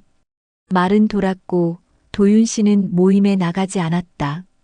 어느 날 아내가 낡은 골프백을 현관밖에 꺼내뒀다. 이제 좀 내려놓으면 안 돼요? 조용한 말 한마디에 도윤 씨는 한참을 침묵했다. 그 골프백은 그의 지난 10년이 담긴 상징이었다. 출장 가기 전 새벽에도 연습했던 시간, 성과를 내고 보너스를 받은 날 샀던 첫 드라이버. 하지만 지금은 바퀴도 헐고 손잡이도 벗겨져 있었다. 도윤 씨는 현관 바닥에 앉아 골프백을 다시 안으로 들여놓았다. 이게 내 유일한 취미였는데 그는 중얼거렸다. 다음 날 잔고를 확인한 아내는 실신하듯 주저앉았다. 남은 퇴직금은 2억 원 남짓. 하지만 그중 절반은 주식형 펀드로 묶여 있고 유동성 자산은 1억이 채 되지 않았다. 고등학생인 막내 아들의 대학 등록금, 부부의 노후 의료비, 생활비를 고려하면 상황은 절박했다. 우리 지금 줄이지 않으면 몇 년 못 버텨요. 아내는 단호했다. 도윤 씨는 몇 달째 내놓은 회원권이 아직도 팔리지 않는다는 사실이 더 충격이었다. 그날 밤 그는 거실불도 켜지 않은 채 소파에 앉아 있었다. 손에는 와인잔이 들려 있었지만 입은 말이 없었다. 탁자 위엔 동그랗게 접힌 골프장 영수증이 수북했다. 수백만 원이 한 달 사이 사라진 기록이었다. 그는 한 장 한 장 찍기 시작했다. 그러다 멈췄다. 이게 다 내 선택이었지. 아내가 다가와 물었다. 그만두면 후회할까요?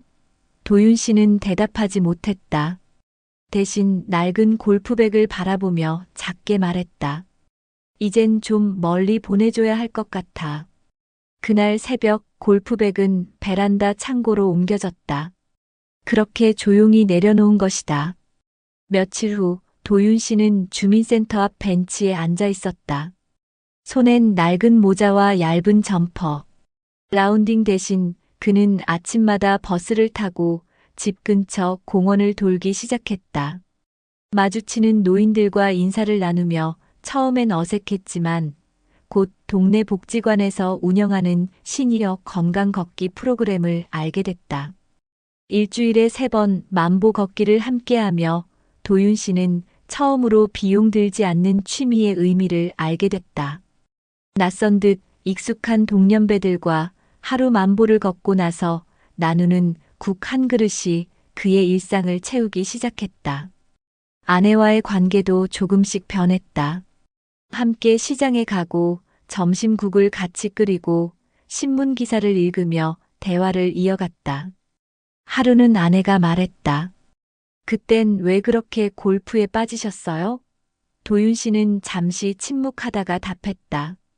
두려웠어요. 회사 떠나고 나니까 내가 누구인지 모르겠더라고. 아내는 그저 고개를 끄덕였다. 그리고 이렇게 덧붙였다. 이제 당신이 누구든 괜찮아요. 그냥 함께만 있으면 돼요. 몇 달 후 도윤 씨는 아르바이트를 시작했다. 동네 도서관에서 주 3일 사서 보조일을 하게 된 것이다. 하루 4시간 책을 정리하고 연체된 도서를 관리하고 아이들과 인사하며 그는 다시 쓸모를 느꼈다. 첫 월급은 38만 원. 얼마 안 되는 돈이었지만 그날 저녁 그는 마트에서 장을 봐서 저녁을 직접 차렸다. 아내는 조용히 앉아 그 밥을 다 먹었다. 그날 밤 도윤 씨는 베란다에 나가 골프백을 다시 꺼냈다. 먼지를 털고 깨끗이 닦아 옷장 안에 넣었다. 그리고 손으로 조심스레 문을 닫았다. 이젠 나를 무너지게 하지 않는 취미만 갖기로 했어. 이젠 그에게 삶의 중심은 더 이상 골프가 아니었다. 시간이 지나며 도윤 씨는 더 이상 돈으로 자신을 증명하려 하지 않았다. 친구들 사이에서 요즘 뭐 하냐는 질문에도 당당히 말했다. 도서관에서 일하면서 잘 지내. 하루하루가 좋아. 그의 얼굴엔 잔잔한 웃음이 번졌다. 예전 같으면 자존심이 상했을 대답이었지만 지금은 오히려 자유로웠다. 딸과도 조금씩 연락이 닿았다. 결혼식 날 그는 단정한 양복을 입고 작은 꽃다발을 손에 들었다. 딸은 눈시울을 붉히며 말했다. 아빠, 이제 예전보다 훨씬 좋아 보여요. 그 한마디에 도윤 씨는 그동안의 시간이 무너지듯 울컥했다.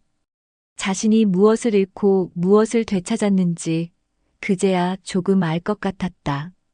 퇴직금은 많이 줄었지만 남은 돈으로 부부는 작은 전셋집을 옮겼고 생활은 소박해졌다. 주말마다 재래시장에 들러 장을 보고 도서관 근처 카페에서 따뜻한 차를 나누는 것이 이들의 새로운 여유가 되었다.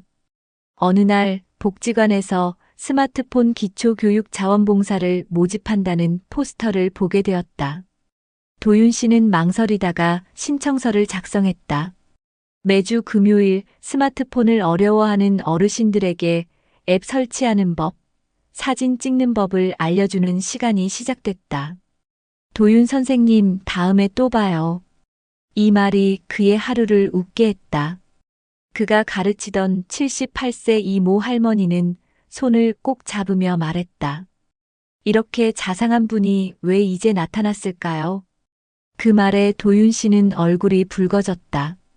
예전엔 업무 성과로 듣던 칭찬이 전부였다면 이제는 사람 사이에서 전해지는 따뜻함이 전부였다. 그의 일상은 단조로웠지만 충만했다. 아침 7시 산책, 오전 10시 도서관 근무, 오후엔 복지관 자원봉사, 저녁엔 아내와의 TV 시청. 이젠 골프장 대신 벤치에서 사람들과 이야기를 나누고 최고급 클럽 대신 손에 든 건 작은 책과 공책이었다. 그가 바뀌었다는 걸 가장 먼저 알아챈 건 아내였다.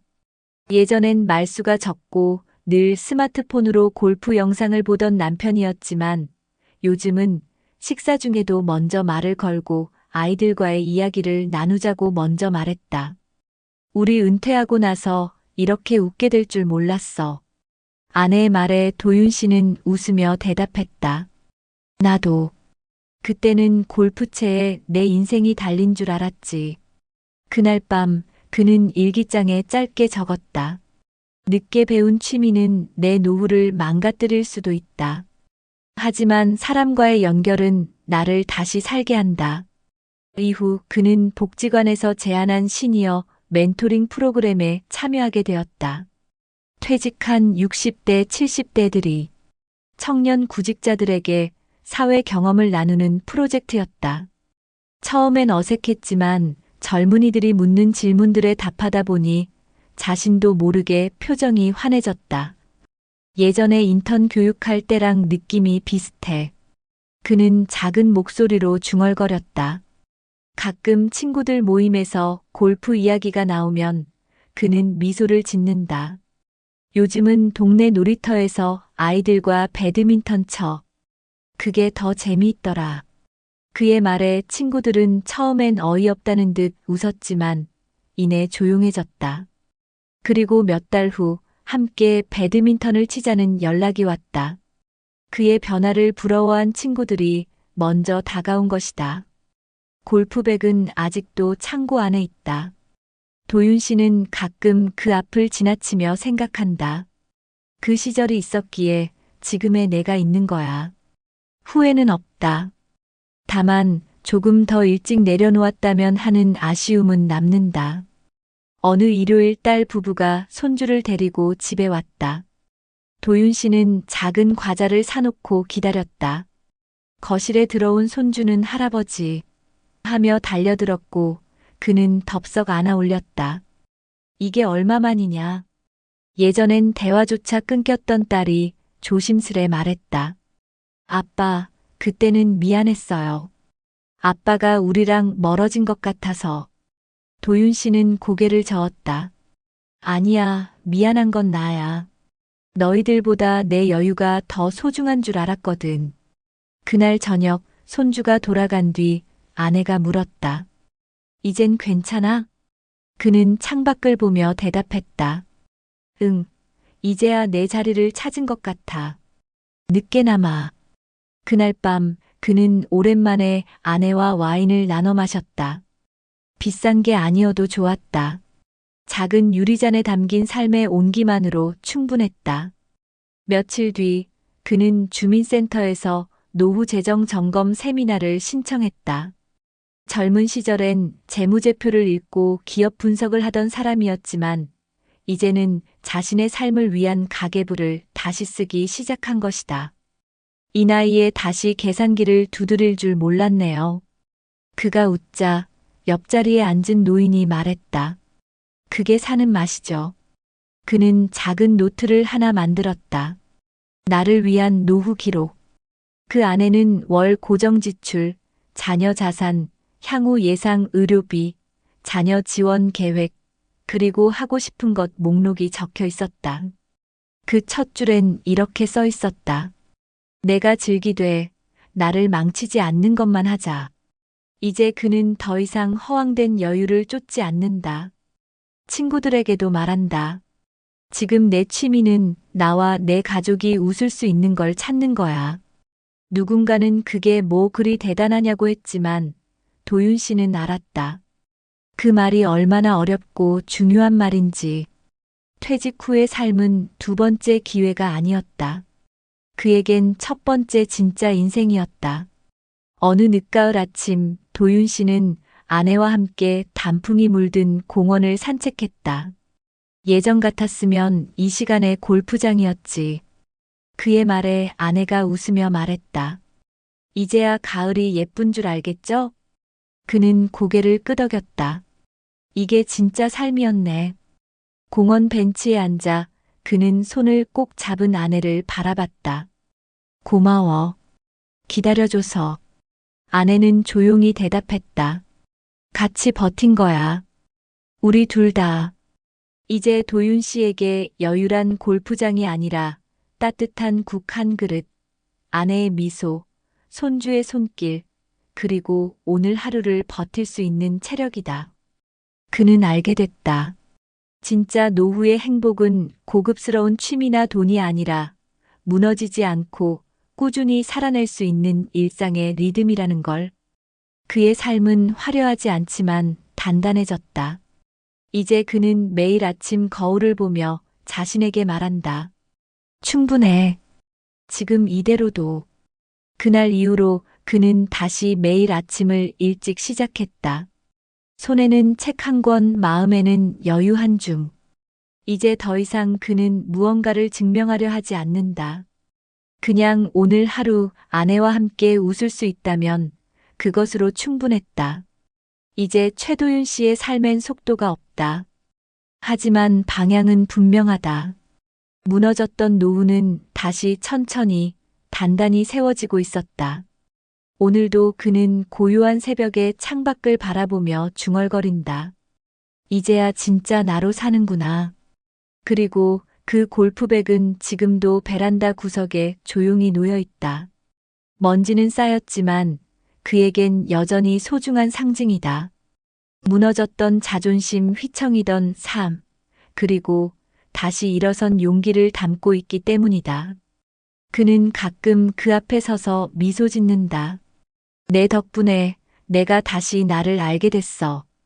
그 낡은 골프백은 이제 더 이상 허세의 흔적이 아니다. 그건 내가 무엇을 잃었고 무엇을 지켜야 하는지를 알려준 조용한 인생의 스승이었다. 오늘도 그는 조용히 말한다. 늦었지만 아직 늦지 않았다. 여러분 어떠시나요? 위의 사례는 정말 비참하고 서글픈 인생 아닌가요? 하지만 지금부터 소개해드리는 사례는 정반대의 선택으로 행복한 노후를 보내고 있는 분을 소개해드리겠습니다. 이정우 씨는 올해 66입니다. 외국계 제약회사의 재무팀장으로 36년을 근무하다가 60세에 정년 퇴직했습니다. 그의 인생이 특별한 이유는 퇴직 이후의 삶을 무려 10년 전부터 준비했다는 점에 있습니다. 39이 되던 해, 그는 작은 노트를 하나 샀습니다. 내가 퇴직 후에도 웃고 있으려면 어떻게 살아야 할까? 라는 질문을 던지며 한 줄 한 줄 자신만의 인생 이막을 써내려가기 시작했습니다. 그가 처음 한 일은 자산 점검이었습니다. 서울 외곽에 있는 25년 된 아파트 한 채, 예금 2억 3천만 원, 퇴직금 예상액은 3억 원. 그는 한 가지 원칙을 정했습니다. 내가 가진 돈 안에서만 산다.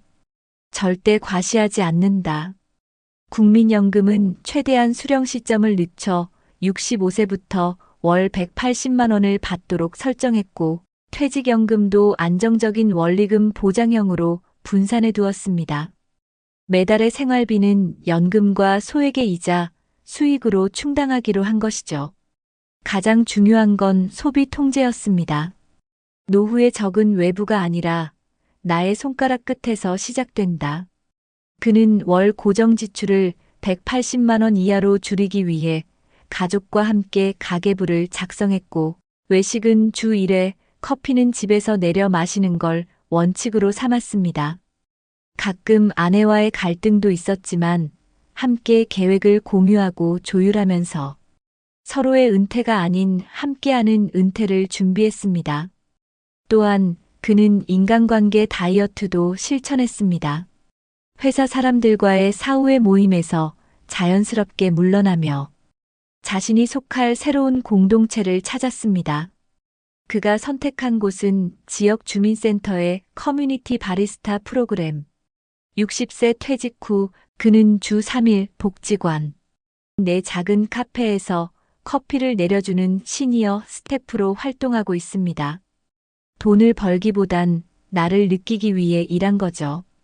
그는 일상 속 소소한 루틴을 소중히 여기며 새벽엔 스트레칭과 산책, 낮엔 커피와 책, 저녁엔 아내와 함께 식사를 준비하며 하루를 정리합니다.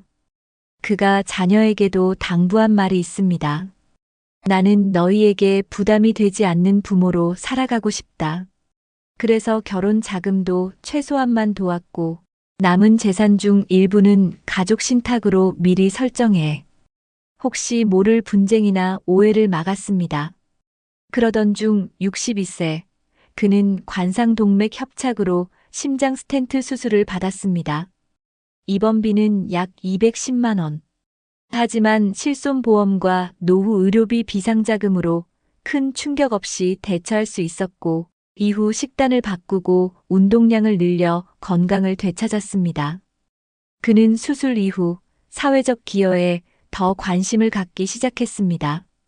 외국인 근로자 한국어 자원봉사, 독거노인 안부 확인 봉사, 그리고 노후 설계 나눔 강연 활동까지 이어가며 자신의 경험을 사람들과 공유하고 있습니다. 그는 말합니다. 노후는 함께 사는 법을 배우는 시기입니다. 주말이면 손주의 손을 잡고 동네 공원을 걷고 집에 돌아오면 아내와 함께 반찬을 만들며 이런 대화를 나눕니다. 우린 비싼 골프장도 해외여행도 없었지만 마음이 늘 여유롭잖아. 그 순간이 그의 인생에서 가장 값진 행복입니다. 그는 매달 1일이면 자신의 노후 노트를 펼쳐 이번 달의 나를 점검합니다. 가계 점검, 건강 확인, 인간관계 정리, 새로운 취미 탐색.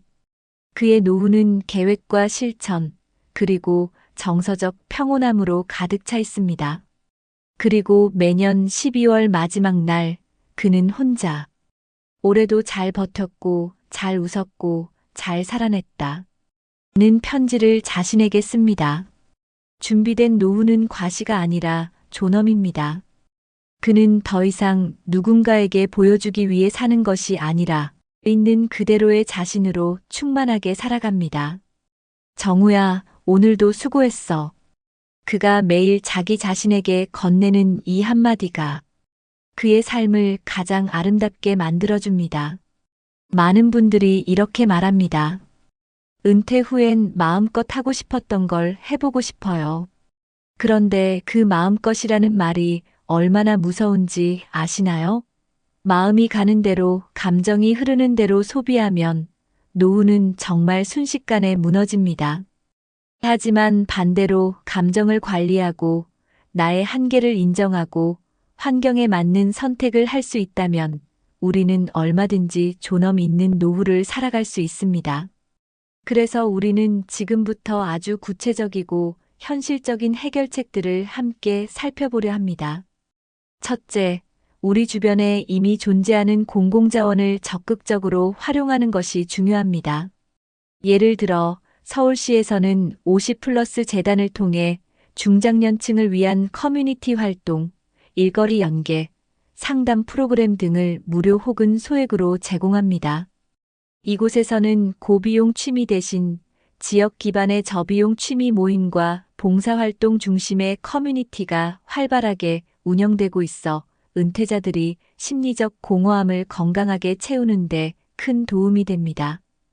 또한 경기도 고양시의 액티브 시니어 프로그램에서는 은퇴자들을 위한 맞춤형 운동, 평생교육, 독서 및 토론 모임 등이 마련되어 있으며 지역 도서관이나 체육센터를 무료로 이용할 수 있는 혜택도 제공됩니다. 부산 해운대구는 시니어 일자리 센터와 연계해 주 23일만 근무하는 경험형 일자리 제도를 운영하여 소득을 유지하면서도 취미를 절제할 수 있는 환경을 조성하고 있습니다. 둘째, 해외에서는 이러한 문제를 더 오래전부터 고민하며 다양한 정책적 대안을 시행 중입니다. 일본의 경우 은퇴자에게 연금 외 지출을 줄일 수 있도록 지역 기반 공공내적 카드 제도를 운영하고 있습니다. 이 제도를 활용하면 골프 스포츠 도서관 문화센터 등에서 할인된 가격으로 시설을 이용할 수 있으며 정해진 횟수만큼만 즐기도록 제한되어 있습니다. 이 시스템은 심리적 욕구를 해소하면서도 지출을 제어할 수 있는 매우 효과적인 방법으로 평가받고 있습니다. 독일은 은퇴자에게 노후 준비 코칭 프로그램을 제공하며 매년 소비 패턴을 점검하고 필요한 교육을 받도록 지원합니다. 재정적 자기성찰 루틴이란 이름으로 운영되는 이 프로그램은 공무원 연금 수령자부터 일반 노동자까지 폭넓게 적용되고 있으며 재정 파탄을 예방하는 데 매우 긍정적인 효과를 보고 있습니다. 셋째, 전문가들은 노후에도 소비는 습관이다라고 강조합니다. 결국 돈을 어떻게 쓰는가는 일상의 루틴에서 비롯된다는 말입니다. 그러므로 다음과 같은 구체적인 생활 수칙을 추천합니다. 첫 번째, 매월 말 소비 일기를 써보는 겁니다. 어디에 돈을 썼는지, 그 소비가 나를 얼마나 기쁘게 했는지를 기록해 보세요. 두 번째, 무료로 얻을 수 있는 기쁨 리스트를 만들어 보는 것도 좋습니다. 공원 산책, 아침의 따뜻한 햇살, 동네 어르신들과의 대화, 손주와 함께 만든 저녁 식사. 이런 것들은 돈 한 푼 들지 않지만 마음을 풍요롭게 만듭니다. 세 번째, 비용을 나누는 취미를 찾아보세요. 혼자 즐기는 골프가 아니라 셋이 함께 걷는 트레킹, 넷이 모여 나누는 클래식 음악 감상처럼 말이죠. 마지막으로 매년 한 번은 나의 소비 목표를 정리해 보세요. 꼭 필요한 것, 버릴 것, 줄일 것, 그리고 나누고 싶은 것을 적어보는 겁니다. 이 작은 습관들이 결국 노후를 지키는 강력한 방패가 될 것입니다. 무엇보다 중요한 건 비교하지 않는 자세입니다. 은퇴 후 무너지는 소비는 단지 돈의 문제가 아닙니다. 남들과 같아야 한다는 감정, 내가 누리지 못한 걸 이제라도 누려야 한다는 집착이 문제의 근원입니다. 행복한 노후를 보내고 있는 많은 사람들은 입을 모아 말합니다. 노후는 경쟁이 아니라 평화의 시간이다. 나만의 속도, 나만의 방식, 그리고 나만의 가치로 살아가는 사람들만이 진짜 안정과 만족을 누릴 수 있습니다. 이제는 많이 벌어야 좋은 노후라는 낡은 공식을 버려야 할 때입니다. 대신 적게 써도 충분히 행복할 수 있다는 새로운 공식을 받아들이는 것입니다. 그리고 그 시작은 거창하지 않습니다. 오늘 하루 내가 지출한 영수증 하나를 다시 들여다보는 것에서 출발하면 됩니다. 지금 이 순간의 작은 선택이 10년 후 나의 삶을 바꿉니다. 실제로 서울 관악구에 사는 68세 박정민 어르신은 퇴직 후 골프 대신 동네 복지관에서 우쿨렐레를 배우기 시작했습니다. 처음엔 서툴렀지만 지금은 친구들과 작은 동호회를 만들어 동네 경로당에서 공연도 다닙니다. 비용은 월 1만 원 이내, 오히려 자원봉사로 더 큰 보람을 느낀다고 합니다. 이처럼 방향만 잘 잡으면 노후는 훨씬 더 단단하고 따뜻해질 수 있습니다. 여러분의 노후는 어떤가요?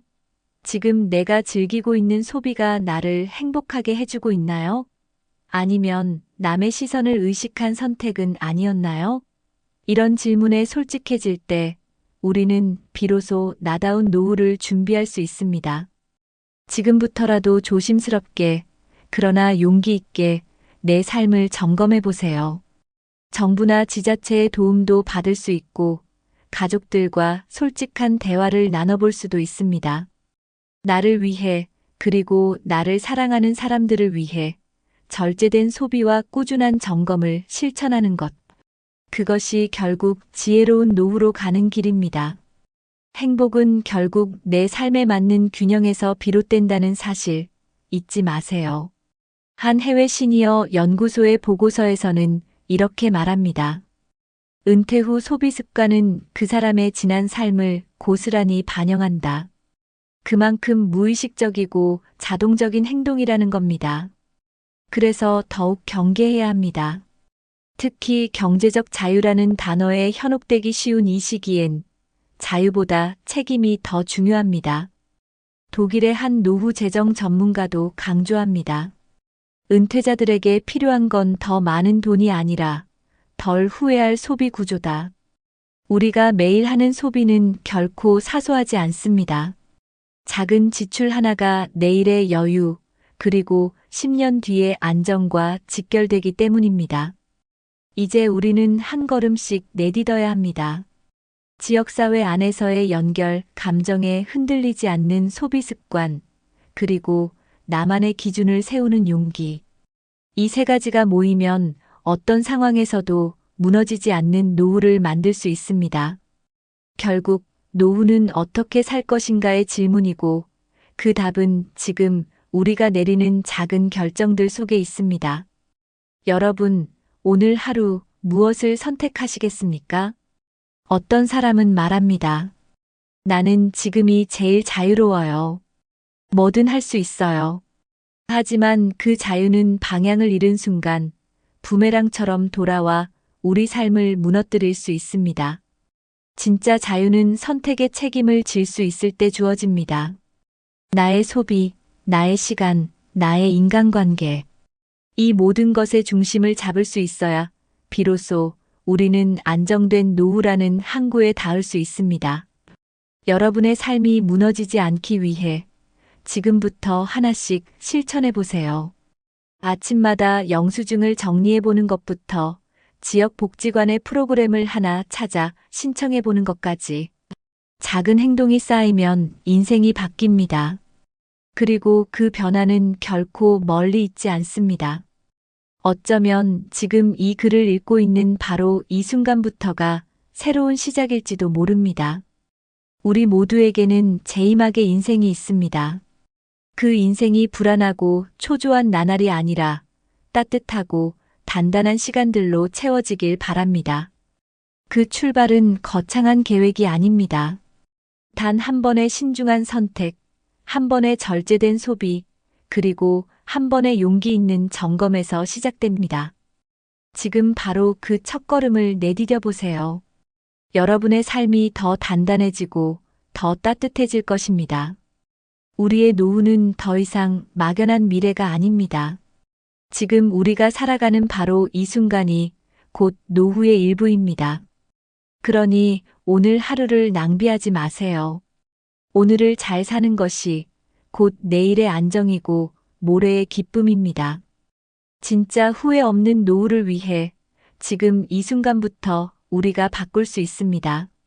바로 당신의 선택으로부터. 지금이 아니면 늦습니다. 당신의 미래는 당신의 손에 달려 있습니다. 행복한 노후는 멀리 있지 않습니다. 오늘 당신이 내딛는 그 한 걸음이 바로 그 시작입니다. 지금 당신의 노후를 다시 설계해 보세요. 많은 분들이 이렇게 말합니다. 은퇴 후엔 마음껏 하고 싶었던 걸 해보고 싶어요. 그런데 그 마음껏이라는 말이 얼마나 무서운지 아시나요?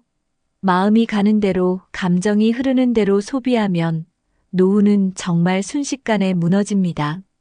하지만 반대로 감정을 관리하고 나의 한계를 인정하고 환경에 맞는 선택을 할 수 있다면 우리는 얼마든지 존엄 있는 노후를 살아갈 수 있습니다. 그래서 우리는 지금부터 아주 구체적이고 현실적인 해결책들을 함께 살펴보려 합니다. 첫째, 우리 주변에 이미 존재하는 공공자원을 적극적으로 활용하는 것이 중요합니다. 예를 들어 서울시에서는 50플러스 재단을 통해 중장년층을 위한 커뮤니티 활동, 일거리 연계, 상담 프로그램 등을 무료 혹은 소액으로 제공합니다. 이곳에서는 고비용 취미 대신 지역 기반의 저비용 취미 모임과 봉사활동 중심의 커뮤니티가 활발하게 운영되고 있어 은퇴자들이 심리적 공허함을 건강하게 채우는 데 큰 도움이 됩니다. 또한 경기도 고양시의 액티브 시니어 프로그램에서는 은퇴자들을 위한 맞춤형 운동, 평생교육, 독서 및 토론 모임 등이 마련되어 있으며 지역 도서관이나 체육센터를 무료로 이용할 수 있는 혜택도 제공됩니다. 부산 해운대구는 시니어 일자리 센터와 연계해 주 2일에서 3일만 근무하는 경험형 일자리 제도를 운영하여 소득을 유지하면서도 취미를 절제할 수 있는 환경을 조성하고 있습니다. 둘째, 해외에서는 이러한 문제를 더 오래전부터 고민하며 다양한 정책적 대안을 시행 중입니다. 일본의 경우 은퇴자에게 연금 외 지출을 줄일 수 있도록 지역 기반 공공레저 카드 제도를 운영하고 있습니다. 이 제도를 활용하면 골프 스포츠 도서관 문화센터 등에서 할인된 가격으로 시설을 이용할 수 있으며 정해진 횟수만큼만 즐기도록 제한되어 있습니다. 이 시스템은 심리적 욕구를 해소하면서도 지출을 제어할 수 있는 매우 효과적인 방법으로 평가받고 있습니다. 독일은 은퇴자에게 노후 준비 코칭 프로그램을 제공하며 매년 소비 패턴을 점검하고 필요한 교육을 받도록 지원합니다. 재정적 자기 성찰 루틴이란 이름으로 운영되는 이 프로그램은 공무원 연금 수령자부터 일반 노동자까지 폭넓게 적용되고 있으며 재정 파탄을 예방하는 데 매우 긍정적인 효과를 보고 있습니다. 셋째, 전문가들은 노후에도 소비는 습관이다라고 강조합니다. 결국 돈을 어떻게 쓰는가는 일상의 루틴에서 비롯된다는 말입니다. 그러므로 다음과 같은 구체적인 생활 수칙을 추천합니다. 첫 번째, 매월 말 소비 일기를 써보는 겁니다. 어디에 돈을 썼는지, 그 소비가 나를 얼마나 기쁘게 했는지를 기록해 보세요. 두 번째, 무료로 얻을 수 있는 기쁨 리스트를 만들어 보는 것도 좋습니다. 공원 산책, 아침의 따뜻한 햇살, 동네 어르신들과의 대화, 손주와 함께 만든 저녁 식사. 이런 것들은 돈 한 푼 들지 않지만 마음을 풍요롭게 만듭니다. 세 번째, 비용을 나누는 취미를 찾아보세요. 혼자 즐기는 골프가 아니라 셋이 함께 걷는 트레킹, 넷이 모여 나누는 클래식 음악 감상처럼 말이죠. 마지막으로 매년 한 번은 나의 소비 목표를 정리해 보세요. 꼭 필요한 것, 버릴 것, 줄일 것, 그리고 나누고 싶은 것을 적어보는 겁니다. 이 작은 습관들이 결국 노후를 지키는 강력한 방패가 될 것입니다. 무엇보다 중요한 건 비교하지 않는 자세입니다. 은퇴 후 무너지는 소비는 단지 돈의 문제가 아닙니다. 남들과 같아야 한다는 감정, 내가 누리지 못한 걸 이제라도 누려야 한다는 집착이 문제의 근원입니다. 행복한 노후를 보내고 있는 많은 사람들은 입을 모아 말합니다. 노후는 경쟁이 아니라 평화의 시간이다. 나만의 속도, 나만의 방식, 그리고 나만의 가치로 살아가는 사람들만이 진짜 안정과 만족을 누릴 수 있습니다. 이제는 많이 벌어야 좋은 노후라는 낡은 공식을 버려야 할 때입니다. 대신 적게 써도 충분히 행복할 수 있다는 새로운 공식을 받아들이는 것입니다. 그리고 그 시작은 거창하지 않습니다. 오늘 하루 내가 지출한 영수증 하나를 다시 들여다보는 것에서 출발하면 됩니다. 지금 이 순간의 작은 선택이 10년 후 나의 삶을 바꿉니다. 바람이 분다, 나뭇잎이 흔들린다, 마음이 흔들릴 때 삶도 다시 쓰여진다. 여러분, 오늘 이야기 어떻게 들으셨나요? 은퇴 후 낯선 자유 속에 헤매다 결국 경제적 한계에 부딪혀버린 이태훈 씨의 살. 젊은 시절 열심히 일했지만 은퇴 후에는 감정과 욕망을 제대로 조절하지 못해 무너졌던 그 현실은 우리 모두에게 내일의 내가 될 수 있는 이야기였습니다. 반대로 또 한 사람 김병도 씨의 삶은 달랐습니다.